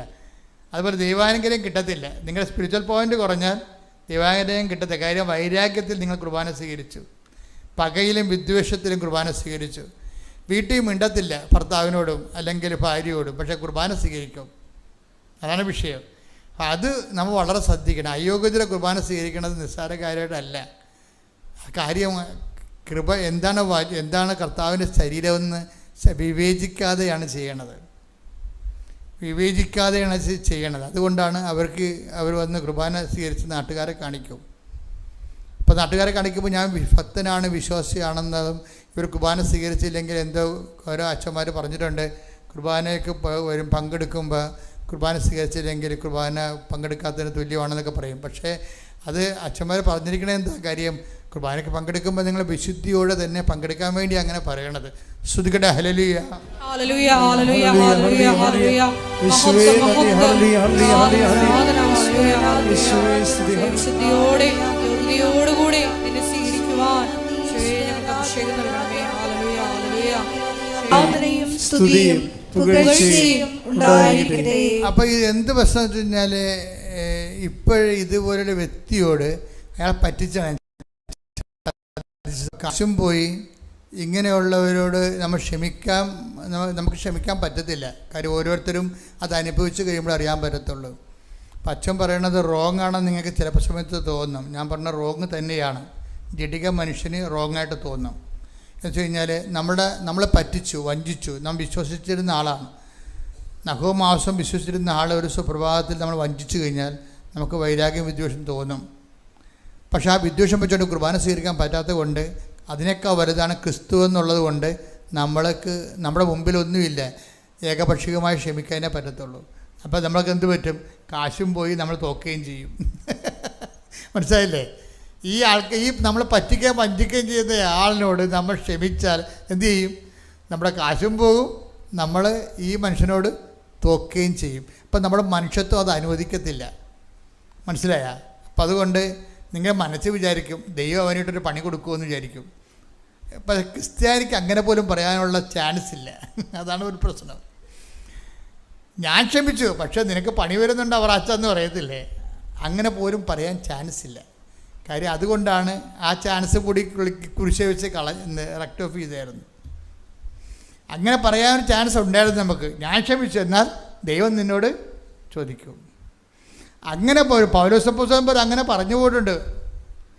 ചെമ്പ് പണിക്കാരനായ അലക്സാണ്ടർ എനിക്ക് കുറേ പണി വെച്ചിട്ടുണ്ട്, ദൈവനെ കൈകാര്യം ചെയ്യാൻ. Take the word of God. ശ്രദ്ധിക്കട്ടെ. ഹല്ലേലൂയ ഹല്ലേലൂയ ഹല്ലേലൂയ ഹല്ലേലൂയ. യേശുവേ നന്ദി, യേശുവേ സ്തുതി. ഹല്ലേലൂയ ഹല്ലേലൂയ ഹല്ലേലൂയ ഹല്ലേലൂയ. യേശുവേ ആരാധന ആരാധന ആരാധന. യേശുവേ നന്ദി, മഹത്വം മഹത്വം മഹത്വം. ഹല്ലേലൂയ ഹല്ലേലൂയ ഹല്ലേലൂയ. 2 തിമോത്തിയോസ് 4:14. 2 തിമോത്തി 4:14. ചെമ്പുപണിക്കാരനായ അലക്സാണ്ടർ എനിക്ക് വലിയ ദ്രോഹം ചെയ്തു. കർത്താവ് അവന്റെ പ്രവൃത്തികൾക്ക് പ്രതിഫലം നൽകും. സത്യം പറഞ്ഞാൽ അങ്ങനെ പോലും പറയാൻ വകുപ്പില്ല. കർത്താവ് ഞാൻ ക്ഷമിച്ചു, കർത്താവ് അവനെ കൈകാര്യം ചെയ്യട്ടെ എന്ന് പറയാൻ പോലും വകുപ്പില്ല. എന്താ പറയണത്? കർത്താവ് കൂടി അവനോട് ക്ഷമിക്കട്ടെ എന്നാണ് പറയേണ്ടത്. കർത്താവ് കൂടി അവനോട് ക്ഷമിക്കട്ടെ. എന്താ കാര്യം? ഇവിടെ ഇങ്ങനെയാണ് സംഭവിച്ചിരിക്കുന്നത്. ലോങ്കിനോസിൻ്റെ ലോങ്കിനോസ് എന്ന് പറഞ്ഞൊരുത്തനുണ്ടല്ലോ, ആ ഒറ്റക്കണ്ണൻ. അപ്പോൾ ചത്ത് കിടന്നിട്ടും കർത്താവിൻ്റെ ചങ്കയിൽ കുത്തിയവൻ ചത്ത. അവന് ഒറ്റക്കണ്ണേ ഉള്ളു. ആ ഒരു കണ്ണ് വെച്ചുകൊണ്ട് അവൻ കർത്താവിൻ്റെ ചങ്കയെ കുത്തി. അപ്പോൾ എന്ത് പറ്റി? അതിൽ നിന്ന് രക്തവും വെള്ളവും ഒഴുകിയെന്ന്. രക്തവും വെള്ളവും ഒഴുകി. പാരമ്പര്യം പറഞ്ഞത് എന്താണ്? കർത്താവ് അവനെ സുഖപ്പെടുത്തി എന്നാണ് പറയണത്. സുഖപ്പെടുത്തിയതാണ്. ആ ദ്രോഹിക്കുന്നവരെ ആശീർവദിക്കുവേൻ. ആശീർവദിക്കുക മാത്രമേ ചെയ്യാവെന്നും ഈ പൗലോസ് തന്നെയാണ് പറഞ്ഞിരിക്കുന്നത്. ശ്രുതികട ഹല്ലേലൂയ.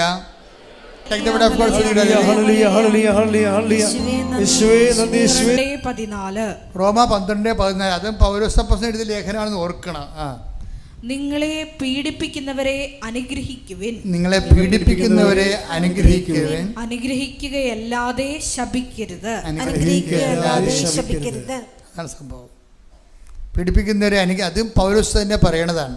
രണ്ട് കോണ്ടസ്റ്റ് ആണെന്നേ ഉള്ളൂ. പീഡിപ്പിക്കുന്നവരെ അനുഗ്രഹിക്കുവിൻ. പക്ഷേ അദ്ദേഹത്തിൻ്റെ നേരെ ഒരു സംഭവം വന്നപ്പോൾ അവർ പറയും കർത്താവ് വരെ. ഈ മനുഷ്യത്വത്തിൻ്റെ ഒരു പ്രത്യേകത അതാണ്. നമ്മുടെ എല്ലിട്ട് കൊണ്ടു കഴിഞ്ഞാൽ നമ്മൾ അതിന് നമ്മുടെ സ്വകാര്യ തീരുമാനമെടുക്കും. അതാണ് വിഷയം. ഇത് ഒരു വല്ലാത്ത ഒരു അവസ്ഥയാണ്. കാര്യം ഇത് പോലും ഇങ്ങനെ നമ്മൾ സ്വകാര്യമായി വരുന്ന വിഷയങ്ങൾക്ക് പോലും ദൈവതീരുമാനം പറയുന്നതിന് ഔസേപ്പച്ചൻ പുതുമനയ്ക്ക് കർത്താവ് ഒരു വചനം കൊടുത്തു അയാളോട് ക്ഷമിക്കാൻ വേണ്ടി. ആ വചനം ഏതാണെന്നറിയാവോ? മത്തായി 11:12. ശ്രുതികട ഹല്ലേലൂയ.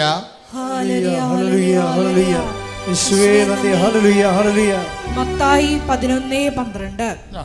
സ്നാപക യോഹന്നാന്റെ നാളുകൾ മുതൽ കാലം മുതൽ ഇന്നുവരെ സ്വർഗരാജ്യം ബലപ്രയോഗത്തിന് വിഷയമായിരിക്കുന്നു.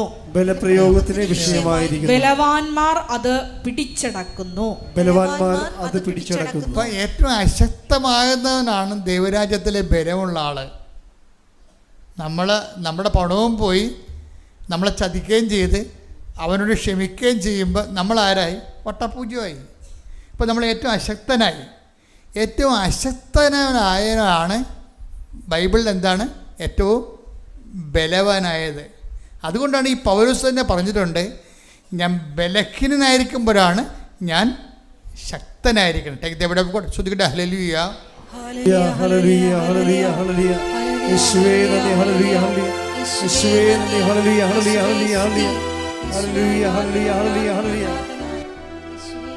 കൊരിന്തോസ് 12:10.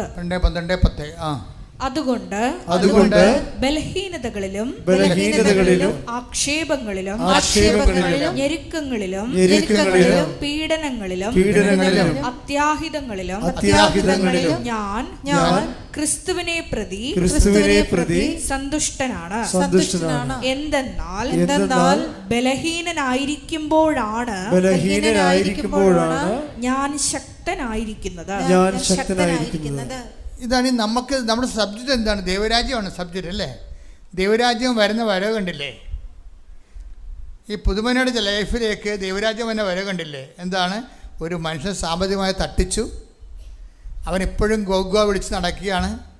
എന്നിട്ട് കർത്താവ് അവനോട് പറഞ്ഞു, ഇവനോട് നീ ക്ഷമിക്കണം, നിന്റെ കാശും പോവും, പിന്നെ നീ കൊച്ചാകുകയും ചെയ്യും, നീ ബലഹീനനാകും.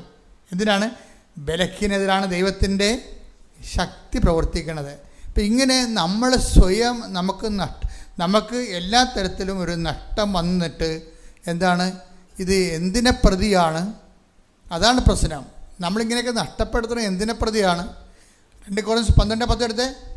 ശ്രുതികട ഹല്ലേലൂയ. യേശുവേ നന്ദി. ഹല്ലേലൂയ ഹല്ലേലൂയ ഹല്ലേലൂയ. ക്രിസ്തുവിനെ പ്രതി സന്തുഷ്ടനാണ്. ക്രിസ്തുവിനെ പ്രതി സന്തുഷ്ടനാണ്. ഇപ്പം നമ്മുടെ സന്തുഷ്ടിയുടെ അടിസ്ഥാനം എന്താണ്?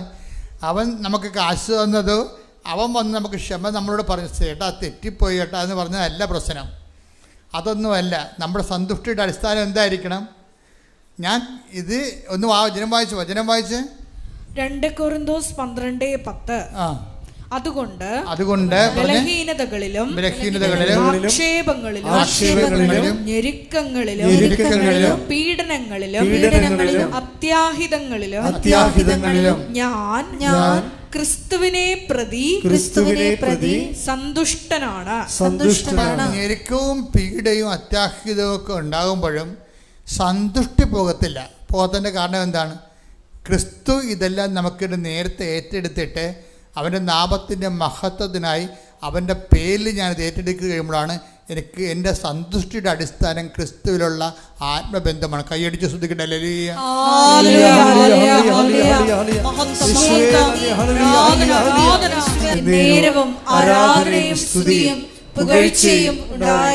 ഇപ്പോൾ ഈ മനുഷ്യൻ കറക്റ്റ് പതുക്കെ വന്ന് ദൈവരാജ്യത്തിൽ ലാൻഡ് ചെയ്യുകയാണ്. ഇപ്പം ദൈവരാജ്യം എന്താണെന്ന് മനസ്സിലായില്ലേ? ഒരു മനുഷ്യൻ്റെ സ്വാഭാവികമായ ജീവിത സംഘർഷങ്ങളിലൂടെ സുവിശേഷവിഹിതമായ സാക്ഷ്യജീവിതം നയിച്ച് കഴിയുമ്പോൾ നമ്മൾ ദൈവരാജ്യത്തിലാകുകയും. അപ്പോൾ ദൈവരാജ്യത്തിലുള്ള ആൾക്കാരുടെ സന്തുഷ്ടി എന്താണ്? വസ്തുവിലല്ല, വിഷയങ്ങളിലല്ല, കിട്ടിയ നേട്ടങ്ങളിലല്ല, വന്ന കോട്ടങ്ങളിലുമല്ല. പിന്നെ എന്താണ് സംഭവം? ക്രിസ്തു എന്ന വ്യക്തിയിലാണ്. കാരണം ക്രിസ്തു തന്നെയാണ് ദൈവരാജ്യം എന്ന് പറയണത്. ഈ ക്രിസ്തുവിൻ്റെ വ്യക്തിയുടെ അവൻ പറയണത് പോലെ നമ്മൾ ജീവിക്കുകയല്ലേ ഉടമ്പടിയുടെ ഉദ്ദേശം.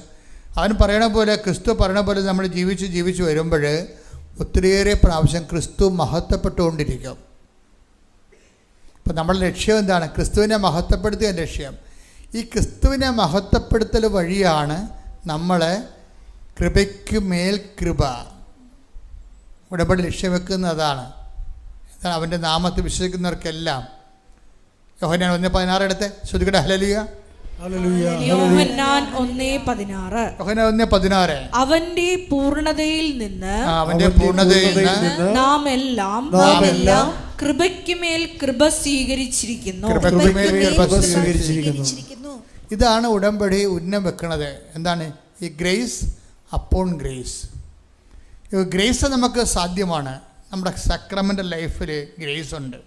കാണപ്പെടാത്ത ദൈവത്തിൻ്റെ വരപ്രസാദം നമുക്ക് ലഭിക്കാൻ ഈശോമിശ സ്ഥാപിച്ച കാണപ്പെടുന്ന അടയാളങ്ങൾ കൂദാശകളാണ്. നമുക്ക് കുറേ കൂദാശകളുണ്ട്. ജ്ഞാനസ്ഥാനമുണ്ട്, സ്ഥൈര്യലേപനമുണ്ട്, വിശുദ്ധ കുർബാനയുണ്ട്, പിന്നെന്താണ് തിരുപ്പട്ടമുണ്ട്, വിശുദ്ധ വിവാഹമുണ്ട്, രോഗീലേപനമുണ്ട്. ഇതെല്ലാം കൂദാശകളാണ്. അതാത് കാലത്തിൻ്റെ അവസ്ഥകൾക്കും പ്രായത്തിൻ്റെ അവസ്ഥകൾക്കും ദൗത്യത്തിൻ്റെ അഡ്രസ്ഥകൾക്കും ജീവിതത്തിൻ്റെ അവസ്ഥകൾക്കും അനപേക്ഷിതമായി ദൈവത്തിൻ്റെ ശക്തി ആർജിക്കുന്നതിന് വേണ്ടി കത്തോലിക്ക സഭയിലുള്ള പാരമ്പര്യമായ അപ്പോസ്തലികമായ സുവിശേഷ പരിചരണമാണ് കൂദാശകളുടെ സാക്രമെൻ്റൽ ഫോർമേഷൻ.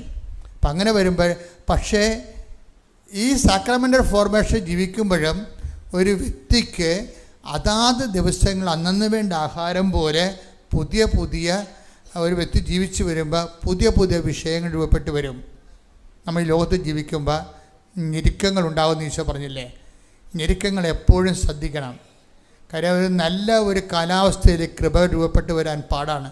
ഞെരുക്കങ്ങളിലൂടെയാണ് അവൻ കടന്നു പോയത്, നമ്മളും കടന്നു പോണതും ഞെരുക്കങ്ങളിലൂടെയാണ്. ഇതിന് ജീവിത ആത്മീയ പെസഹ എന്ന് പറയും. ലോകത്തിൽ നിങ്ങൾക്ക് ഞെരുക്കങ്ങൾ ഉണ്ടാകും. ശ്രദ്ധിക്കട്ടെ. ഹല്ലേലൂയ. യോഹന്നാൻ 16:33. നിങ്ങൾ എന്നിൽ സമാധാനം കണ്ടെത്തേണ്ടതിനാണ്. കണ്ടില്ലേ? മുമ്പ് പറഞ്ഞത് എന്താണ്? നിങ്ങൾ എന്നിൽ സന്തുഷ്ടി കണ്ടെത്തണം. ഇപ്പം എന്താ പറയണത്? നിങ്ങൾ എന്നിൽ സമാധാനം കണ്ടെത്തണം. എല്ലാത്തിനും ഒരു ആളാ ഉള്ളത്. കണ്ടെത്തേണ്ടതിനാണ് ഞാനിത് നിങ്ങളോട് പറഞ്ഞത്. ലോകത്തിൽ നിങ്ങൾക്ക് ഞെരുക്കമുണ്ടാകും. എങ്കിലും ധൈര്യമായിരിക്കുവിൻ. ഞാൻ ലോകത്തെ കീഴടക്കിയിരിക്കുന്നു. അപ്പൊ ഈ ഞെരുക്കങ്ങൾ ഉണ്ടാകണ എന്തിനാണ്? നമുക്ക് കീഴടക്കാൻ വേണ്ടിയാണ്. മനസ്സിലായില്ലേ? അത് ഓർത്തേക്കണം. ഞെരുക്കങ്ങൾ ഉണ്ടാകാൻ അനുഭവിക്കാൻ വേണ്ടിയല്ല. ഒരു ഞെരുക്കങ്ങൾ ഉണ്ടാകുന്നത് കീഴടക്കിയാണ് കൃപയ്ക്ക് മേൽ കൃപ നമ്മൾ ആർജിച്ച് ബലവാന്മാരാകണത്. ദൈവരാജ്യത്തിൽ പ്രവേശിക്കുന്നവരെല്ലാം ബലം പ്രയോഗിക്കുന്നവനെന്ന് പറഞ്ഞില്ലേ, അതാണ് ഈ സംഭവം. ഞെരുക്കങ്ങളെ സുവിശേഷ വിഹിതമായി കീഴടക്കിക്കൊണ്ട് വിശ്വാസം, ദൈവസ്നേഹം, ക്ഷമ, ദയ, നന്മ, വിശ്വസ്തത, ആത്മശ്രദ്ധ. ഹല്ലേലൂയ. ഹല്ലേലൂയ ഹല്ലേലൂയ ഹല്ലേലൂയ ഹല്ലേലൂയ. യേശുവേ നന്ദി. ഹല്ലേലൂയ ഹല്ലേലൂയ ഹല്ലേലൂയ ഹല്ലേലൂയ ഹല്ലേലൂയ ഹല്ലേലൂയ ഹല്ലേലൂയ. ഗലാത്യർ 5:22. എന്നാൽ ആത്മാവിന്റെ ഫലങ്ങൾ സ്നേഹം, ആനന്ദം, സമാധാനം, ക്ഷമ, ദയ, നന്മ, വിശ്വസ്തത, സൗമ്യത, ആത്മസംയമനം ഇവയാണ്. അപ്പം ഈ ആത്മാവിൻ്റെ ഫലങ്ങൾ ആർജിക്കുന്നതിന് വേണ്ടി അന്വേഷണമായിട്ടാണ് ഞെരുക്കങ്ങൾ നമ്മൾ പ്രയോജനപ്പെടുത്തേണ്ടത്. ഞെരുക്കങ്ങൾ നമ്മൾ പ്രയോജനപ്പെടുത്തുന്നത് ഇതിനല്ലെങ്കിൽ ലോകായിക മനുഷ്യൻ അതിനെ വേറെ രീതി പ്രയോജനപ്പെടുത്തും. ആത്മാവിൻ്റെ ഫലങ്ങൾ അല്ലെങ്കിൽ ജഡത്തിൻ്റെ ഫലങ്ങളിലേക്ക് പ്രയോജനപ്പെടുത്തും. Take the word of God. ശ്രുതിയുടെ ഹല്ലേലൂയ ഹല്ലേലൂയ ഹല്ലേലൂയ ഹല്ലേലൂയ ഹല്ലേലൂയ. യേശുവേ നന്ദി. യേശുവേ സ്തുതി. ഹല്ലേലൂയ. ഗലാത്യർ 5:19. ജഡത്തിന്റെ വ്യാപാരങ്ങൾ എല്ലാവർക്കും അറിയാം.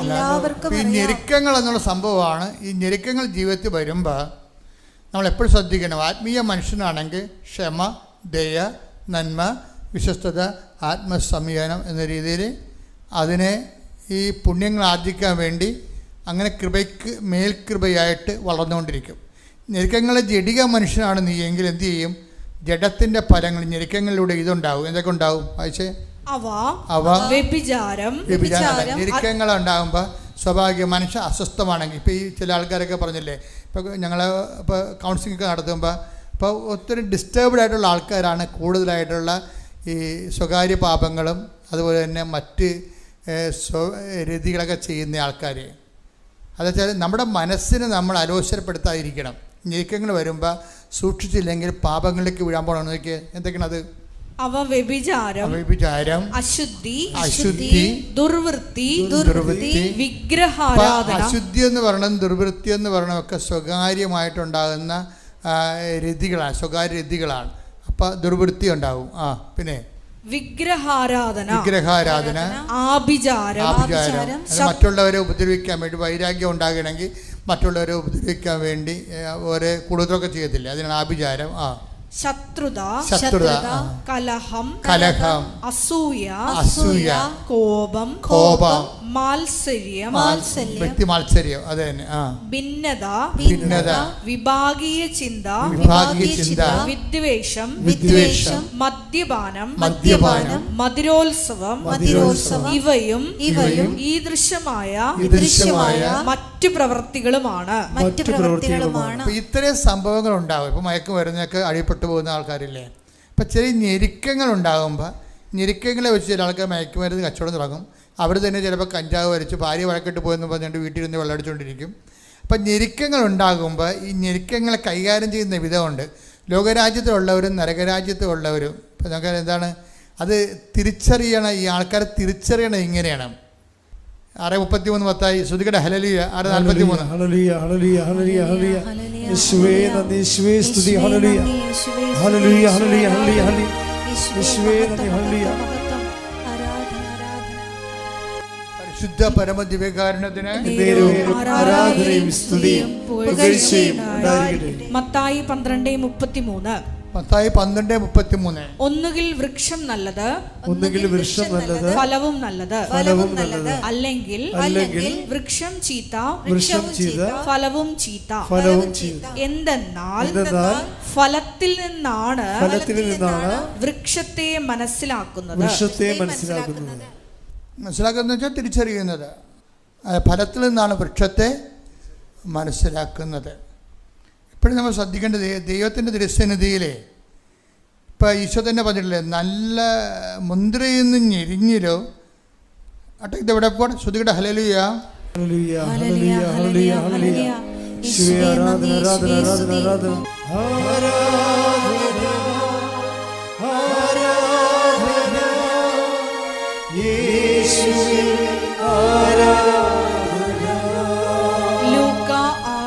43-44.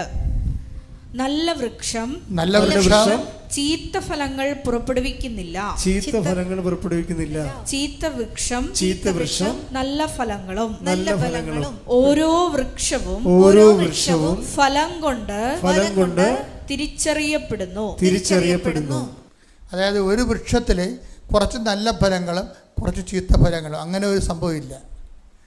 പക്ഷെ നമ്മൾ കണ്ടുവരുന്നത് അങ്ങനെയാണ്.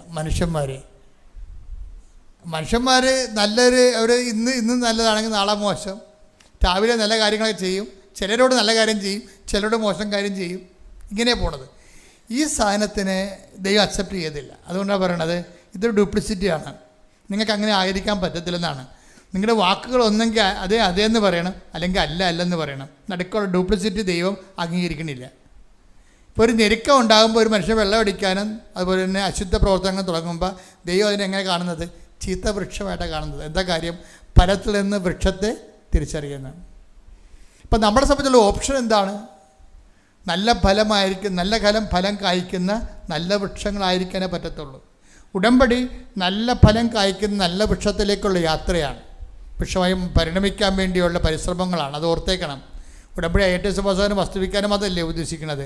നല്ല ദൈവരാജ്യത്തിന് അനപേക്ഷിതമായിട്ട് ഞെരുക്കങ്ങളുടെ കാലത്ത് പ്രത്യേകിച്ച് നല്ല ഫലങ്ങൾ, നല്ല വൃക്ഷങ്ങൾ നല്ല ഫലത്തെ കായ്ക്കാൻ വേണ്ടിയുള്ള പരിശ്രമമാണ്. അതിന് ബലപ്രയോഗം വേണ്ടി വരുമെന്നാണ് പറഞ്ഞത്. ദൈവരാജ്യത്തിൽ പ്രവേശിക്കും ദൈവരാജ്യത്തിൻ്റെ ഫലങ്ങൾ ഉണ്ടാക്കുന്നവർക്ക് ബലപ്രയോഗം വേണ്ടി വരും. ബലം പ്രയോഗിക്കുന്നവന് മാത്രമേ നല്ല ഫലങ്ങളെ പ്രയോഗിക്കാൻ കഴിയത്തുള്ളൂ. അതുകൊണ്ടാണ് ഈ വിഷയം വന്നിരിക്കുന്നത്. എന്താ കാര്യം? കാശ് നഷ്ടമാണ് അദ്ദേഹത്തിന്, അതേസമയം തന്നെ തോറ്റു കൊടുക്കേണ്ടി വന്നു. 2 നഷ്ടം വന്നിരിക്കുന്നത്. പക്ഷേ ദൈവദരിശന് അദ്ദേഹം എന്താ സംഭവിക്കുന്നത്? അവൻ ദൈവരാജ്യ പൈതലായിട്ട് വീണ്ടും ജനിക്കുകയാണ്. ദൈവരാജ്യ പൈതലായിട്ട് വീണ്ടും, അത് ഈശോ പറഞ്ഞിട്ടുണ്ട്, വീണ്ടും ജനിച്ചില്ലെങ്കിൽ ശ്രദ്ധിക്കട്ടെ. ഹല്ലേലൂയ, ഹല്ലേലൂയ, ഹല്ലേലൂയ, ഹല്ലേലൂയ. യേശുവേ നന്ദി. ഹല്ലേലൂയ, ഹല്ലേലൂയ, ഹല്ലേലൂയ, ഹല്ലേലൂയ, ഹല്ലേലൂയ. യോഹന്നാൻ 3:3. യേശു പറഞ്ഞു, സത്യം സത്യമായി ഞാൻ നിന്നോട് പറയുന്നു, വീണ്ടും ജനിക്കുന്നില്ലെങ്കിൽ ഒരുവന് ദൈവരാജ്യം കാണാൻ കഴിയുകയില്ല. വീണ്ടും ജനനം എന്ന് പറഞ്ഞാൽ ഇതാണ്. അല്ലാതെ ഏതെങ്കിലും വെള്ളത്തിൽ പോയിക്കൊണ്ട് പൊക്കിയെടുക്കണ്ടേ? ചില ആൾക്കാർ നല്ല കത്തോലിക്കലായിരിക്കുമേ, തെറ്റായ പ്രബോധനം പറഞ്ഞു കൊടുത്തിട്ടുണ്ട്. ചില ആൾക്കാർ കൊണ്ടുവന്ന് ചില വെള്ളത്തിൽ പിടിച്ച് മുക്കിയെടുത്തും പറയും നീ വീണ്ടും ജനിക്കണം എന്ന് പറയും. അതല്ല വീണ്ടും ജനിക്കുക, അത് പറ്റിക്കലാണ് ശരിക്കും പറഞ്ഞാൽ. വീണ്ടും ജനനം എന്ന് പറഞ്ഞാൽ എന്താണ്? ആത്മാവിൽ ജനനമാണത്. അത് പ്രവർത്തനത്തിൽ വ്യക്തമാകണം. നല്ല ഫലം, നല്ല വൃക്ഷം നല്ല ഫലം കായ്ക്കുമ്പോഴാണ്. അത് രാവിലെയും നല്ല ഫലമായിരിക്കണം, വൈകുന്നേരം നല്ല ഫലമായിരിക്കണം. പ്രാർത്ഥിക്കുക, കർത്താവായ ദൈവമേ, നല്ല ഫലങ്ങൾ കായ്ക്കുന്ന നല്ല വൃക്ഷങ്ങളായി, ജീവന്റെ വൃക്ഷങ്ങളായി ഞങ്ങളെ അങ്ങ് രൂപാന്തരപ്പെടുത്തണമേ. ഞെരുക്കങ്ങളുടെ കാലത്ത് സുവിശേഷത്തോടെ ചേർന്ന് ജീവിക്കുവാൻ ആത്മാവേ പരിശുദ്ധാത്മാവേ ഞങ്ങളെ അഭിഷേകം ചെയ്യുന്നതിനായി അമ്മേ പരിശുദ്ധ അമ്മേ ഉടമ്പടി ജീവിതം ധന്യമാക്കുവാൻ മാധ്യസ്ഥം വഹിക്കണമേ. ശ്രദ്ധിക്കട്ടെ. ഹല്ലേലൂയ, ഹല്ലേലൂയ, ഹല്ലേലൂയ,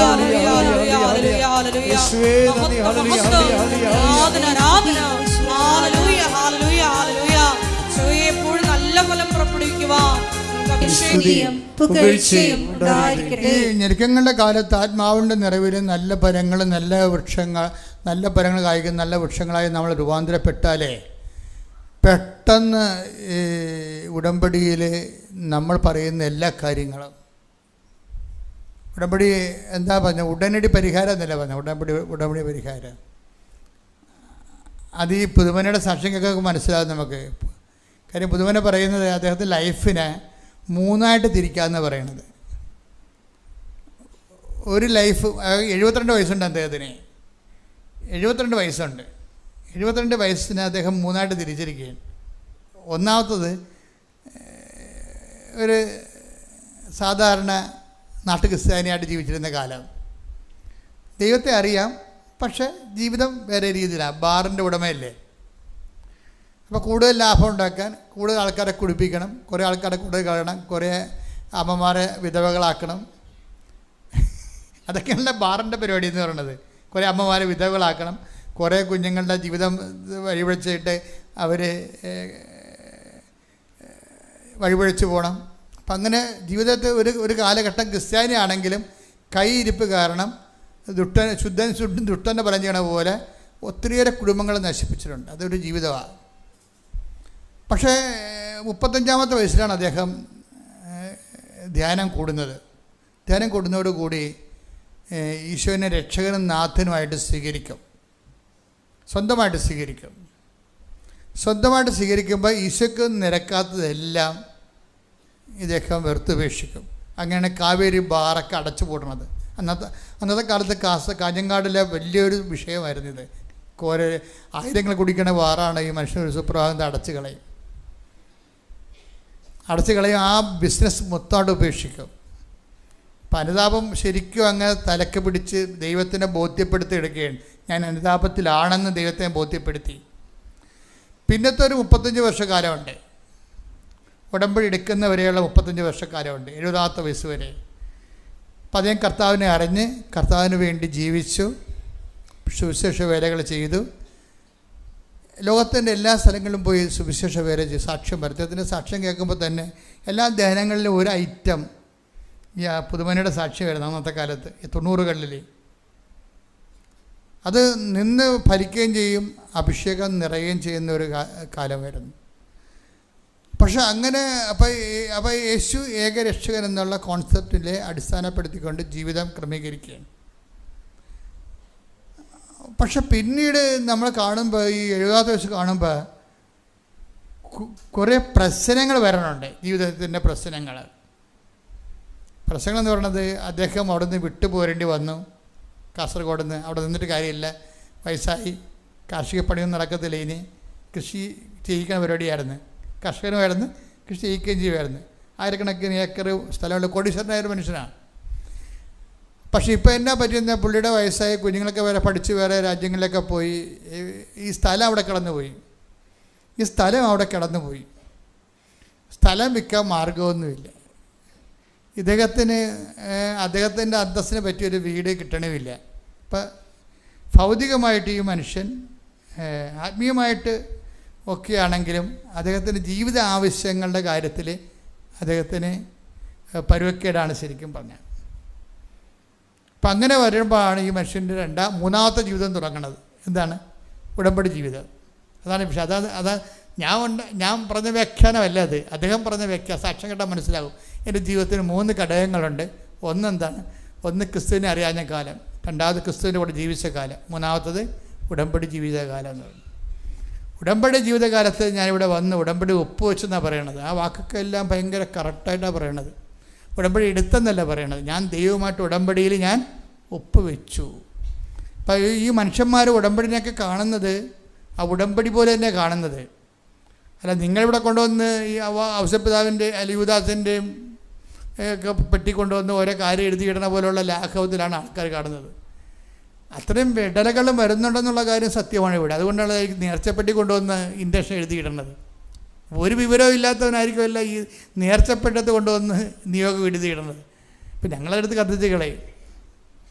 കാര്യം അവർ നമുക്ക് അഫോർഡ് ചെയ്യേണ്ട കാര്യമില്ല. അവരെന്താണ് ഉടമ്പടി ഇവിടെ വരുമ്പോൾ എന്തോ എഴുതിയിടുമ്പോൾ തന്നെ ദൈവം ഇങ്ങനെ പുട്ടുകുത്തി തന്നെ പോലെ തരുമെന്നാണ് വിചാരിക്കണം. അതൊക്കെ വിഡ്ഢിത്തരം വിചാരിച്ച് വന്നൊരു കാര്യമില്ല. ഇപ്പം ധ്യാനം കേട്ടപ്പോഴൊക്കെ മനസ്സിലായില്ലേ സംഗതി ഒറ്റടക്ക് പോകത്തില്ലെന്ന്. കാര്യം മനസ്സിലായില്ലേ? ഇത് മനസ്സിലാക്കിയ ഒരാൾ മനസ്സിലാക്കി ചെയ്യണമെങ്കിൽ സംഗതി സ്പീഡാണ്. അപ്പോൾ അദ്ദേഹം അമ്മയോട് പറഞ്ഞു, അമ്മ ഞാൻ ഈശോയിലാണ് ജീവിക്കണത്, അമ്മയുടെ മധ്യസ്ഥത്തിലേക്ക് ഞാൻ എൻ്റെ ജീവിതം പുനഃസമർപ്പണം ചെയ്യുന്നെന്ന് പറയും. അപ്പം അമ്മയെ കൂടി അദ്ദേഹം പറയും, എനിക്ക് ഞാൻ എൻ്റെ ക്രിസ്തു ജീവിതത്തിൽ എനിക്ക് സുഗന്ധാഭിഷേകം കിട്ടിയിട്ടുണ്ട്, പക്ഷേ ഞാൻ മാതാവിനോട് പ്രാർത്ഥിക്കത്തില്ലായിരുന്നെന്ന് പറയും. കരിസ്മാറ്റിക്കാർക്ക് പറ്റിയ ഒരു അബദ്ധമാണത്. കേരളത്തിൽ മൊത്തം പറ്റിയിട്ടുണ്ടത്. കാര്യം അവരിത് ഈ നവീകരണ ധ്യാനത്തിൽ വന്നു കഴിഞ്ഞാൽ പിന്നെ അവർ എല്ലാം ക്രിസ്തു കേന്ദ്രീകൃതമാക്കി എടുക്കും. ക്രിസ്തു കേന്ദ്രീകൃതമാകുമ്പോഴും നോക്കണം, ഒരു കാന നമ്മുടെ മുമ്പിൽ ഉണ്ടെന്ന് ഓർത്തേക്കണം. ക്രിസ്തുവും മാതാവും കൂടിയുള്ള ഒരു കുടുംബജീവിതം നമ്മുടെ മുമ്പിലുണ്ടെന്ന് ഓർക്കണം. അങ്ങനെയാണ് ബൈബിൾ തുടങ്ങണത്. മകനെ അവർക്കില്ല എന്ന് പറയാനൊരാളുണ്ട്, അയാൾ അവഗണിച്ചുകൊണ്ട് നിനക്കൊന്നും ജീവിക്കാൻ പറ്റത്തില്ല. അങ്ങനെ ജീവിച്ചാൽ അതൊരു ജീവിതവുമല്ല. ഔസേപ്പച്ചൻ്റെ വചനം കേൾക്കുമ്പോൾ അവർക്ക് മനസ്സിലാകും. ഈ മനുഷ്യൻ വന്ന് മാതാവിന് പറയാം, അമ്മേ ഞാൻ വയസ്സായി, എൻ്റെ സ്ഥലം കാസർഗോഡ് 100-200 കിലോമീറ്റർ അകലെ കിടക്കുകയാണ്, അവിടെ പോയി നോക്കാനും തിരക്കാൻ എനിക്ക് ആരുമില്ല, ആ സ്ഥലമൊക്കെ അന്യാധീനപ്പെട്ടു പോകുകയാണ്, ആൾക്കാർ എൻക്രോച്ച് ചെയ്യുകയാണ്, അവിടെ ഇവിടെയൊക്കെ വഴികൾ കെട്ടി അടച്ചോട്ട് അവിടെ സ്വന്തം ഇടക്കാക്കി തനിക്കാക്കാൻ വേണ്ടിയുള്ള പരിപാടിയാണ്, എനിക്കത് കിട്ടിയില്ല, എൻ്റെ കടം തീരത്തില്ല എന്ന് പറഞ്ഞുകൊണ്ട് ഈ മനുഷ്യന് ഉടമ്പടി വെച്ചിട്ട് അവിടെ നിന്ന് കൊണ്ട് ഉടമ്പടിയുടെ ഉപ്പ് കൊണ്ടുപോയി ആ സ്ഥലത്ത് എത്രയോ ആ സ്ഥലം ഇപ്പോൾ 35 വർഷം ആയിരിക്കാൻ നോക്കണം, 35 വർഷം വിശ്വപ്രമാണം ചൊല്ലി ഉടമ്പടി ഉപ്പ് കൊണ്ട് അവിടെ ഇടും, പിറ്റേ ആഴ്ച ആ സ്ഥലം വിറ്റുപോകും. ഇതാണ് ഇതിൻ്റെ വ്യത്യാസം എന്ന് പറയണത്. അപ്പോഴദ്ദേഹത്തിന് പറയാം മാതാവ് എന്താണെന്ന് മനസ്സിലായി. ഇത്രയും നാൾ ജീവിച്ചിരുന്ന ഒരു ജീവിതമുണ്ട്, അമ്മ കൂടി ജീവിതത്തിലേക്ക് വന്നപ്പോൾ ജീവിതത്തിൻ്റെ ഭൗതിക നിലവാരങ്ങൾ മാറുന്നുണ്ടല്ലേ, അതാ വിഷയം. അപ്പം അതുപോലെ തന്നെ അതിന് ശേഷം പിന്നെ വന്നത് കുറേ പ്രമാണം കാണാനില്ല, പ്രധാനപ്പെട്ട സ്ഥലത്തിൻ്റെ ബാക്കിയുള്ള സ്ഥലത്തിൻ്റെ പ്രമാണം കാണാനില്ല. അത് 10-40 വർഷമായി ആ പ്രമാണം കാണാനില്ല. എന്നിട്ട് എവിടെയാണെന്ന് ഒരു പിടിയില്ല. പക്ഷേ ഉടമ്പടി എടുത്തു കഴിഞ്ഞപ്പോൾ ഒറ്റാഴ്ചക്കുള്ളിൽ നഷ്ടപ്പെട്ടു പോയ പ്രമാണം തിരിച്ചു കിട്ടും.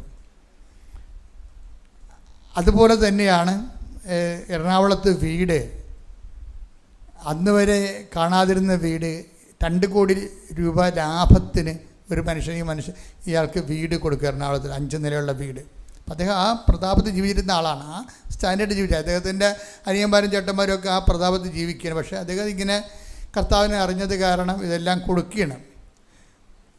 ആ കാസർഗോഡും കുറേ സ്ഥലങ്ങൾ കൊടുത്തു, 25 സെൻറ്റ് വെച്ച് 10-40 പേർക്ക് കൊടുത്തു, അദ്ദേഹം കൊടുത്ത് ജീവിക്കുകയാണ് ശരിക്കും. പക്ഷേ എങ്ങനെ നോക്കുമ്പോഴേ ഈ ലൈഫ് ആസ്വദിച്ച് നോക്കുമ്പോൾ 35-70 കൊല്ലം ഇല്ലാതിരുന്ന മാറ്റങ്ങളാണ് ഉടമ്പടിയിൽ ഒറ്റടിക്കൊണ്ടാണ്. പക്ഷേ അദ്ദേഹത്തിൻ്റെ ഒരു ഗുണമെന്ന് പറയുന്നത് ക്രിസ്തുവിനെ നേരത്തെ അറിയേണ്ടതുപോലെ അറിഞ്ഞു വെച്ചത് കാരണം ഉടമ്പടി അദ്ദേഹത്തിന് എളുപ്പമായി. ഉടമ്പടി ഒരു പോരായ്മ കൂടി മാത്രമേ ആ ജീവിതത്തിൽ ഉണ്ടായിരുന്നുള്ളൂ. ആ ഉടമ്പടിയിൽ കൂടെ പരിശുദ്ധാമ്മ കൂടി കളത്തിലിറങ്ങിക്കഴിഞ്ഞപ്പോൾ വിഷയം മാറി. എന്താണ് ലൈഫ് 35-40 കൊല്ലമായിട്ട് നടക്കാത്ത കാര്യങ്ങൾ സമ്മഞ്ചാരി മാതാവ് സമയത്തിൻ്റെ അധികാരി വിത്തിൻ നോ ടൈം അത് സെറ്റ് ചെയ്യുകയാണ്. അതാണ് ഉടമ്പടി ഉടനടി പരിഹാരം എന്ന് പറയുന്നത്. അപ്പം അത് അനുഭവിച്ച ആൾക്കാരുടെ സാക്ഷ്യങ്ങൾ നിങ്ങൾ കേൾക്കുകയും അതിന് പറയും ഞാൻ 1000 പേർക്കൊക്കെ ഷെയർ ചെയ്യുമെന്നാണ് പറഞ്ഞത്. ഒരു ദിവസം വചനങ്ങൾ ഉടമ്പടി ധ്യാനങ്ങളും ശ്രദ്ധിക്കുകയും സുവിശേഷ പേരാണ്. ആന്ധ്രയിലോ ഒറീസയിലൊക്കെ വലിയ സുവിശേഷ സ്ഥലങ്ങളുണ്ട്, അഗതികളുടെ സ്ഥലങ്ങളും മിഷൻ പ്രവർത്തനങ്ങളൊക്കെ. ഓരോരോ കാലത്ത് ഞാൻ പുതിയ പുതിയ കാര്യങ്ങൾ ഞാൻ ചെയ്യും, കർത്താവിനെ ചെയ്യിക്കും, പുതിയ പ്രവർത്തനങ്ങൾ. ഓരോരുത്തരും ഞാൻ സംസാരിക്കുമ്പോൾ അവർ ഈശോയെക്കുറിച്ചോട് പറയും, പാവപ്പെട്ടവരെ അവരെ സഹായിക്കും. അപ്പോൾ അതൊക്കെ എന്തൊരു ലൈഫാണ്. ജീവിതം ആകപ്പാടെ മാറുകയും ദൈവത്തിന് പ്രയോജനമുള്ള വ്യക്തികളായി മാറുകയും ചെയ്യാൻ വേണ്ടി ഒന്ന് പ്രാർത്ഥിക്കുക. കർത്താവായ ദൈവമേ, എൻ്റെ ജീവിതത്തിൽ സമ്പൂർണ്ണ ക്രൈസ്തവനാകാൻ ഉടമ്പടി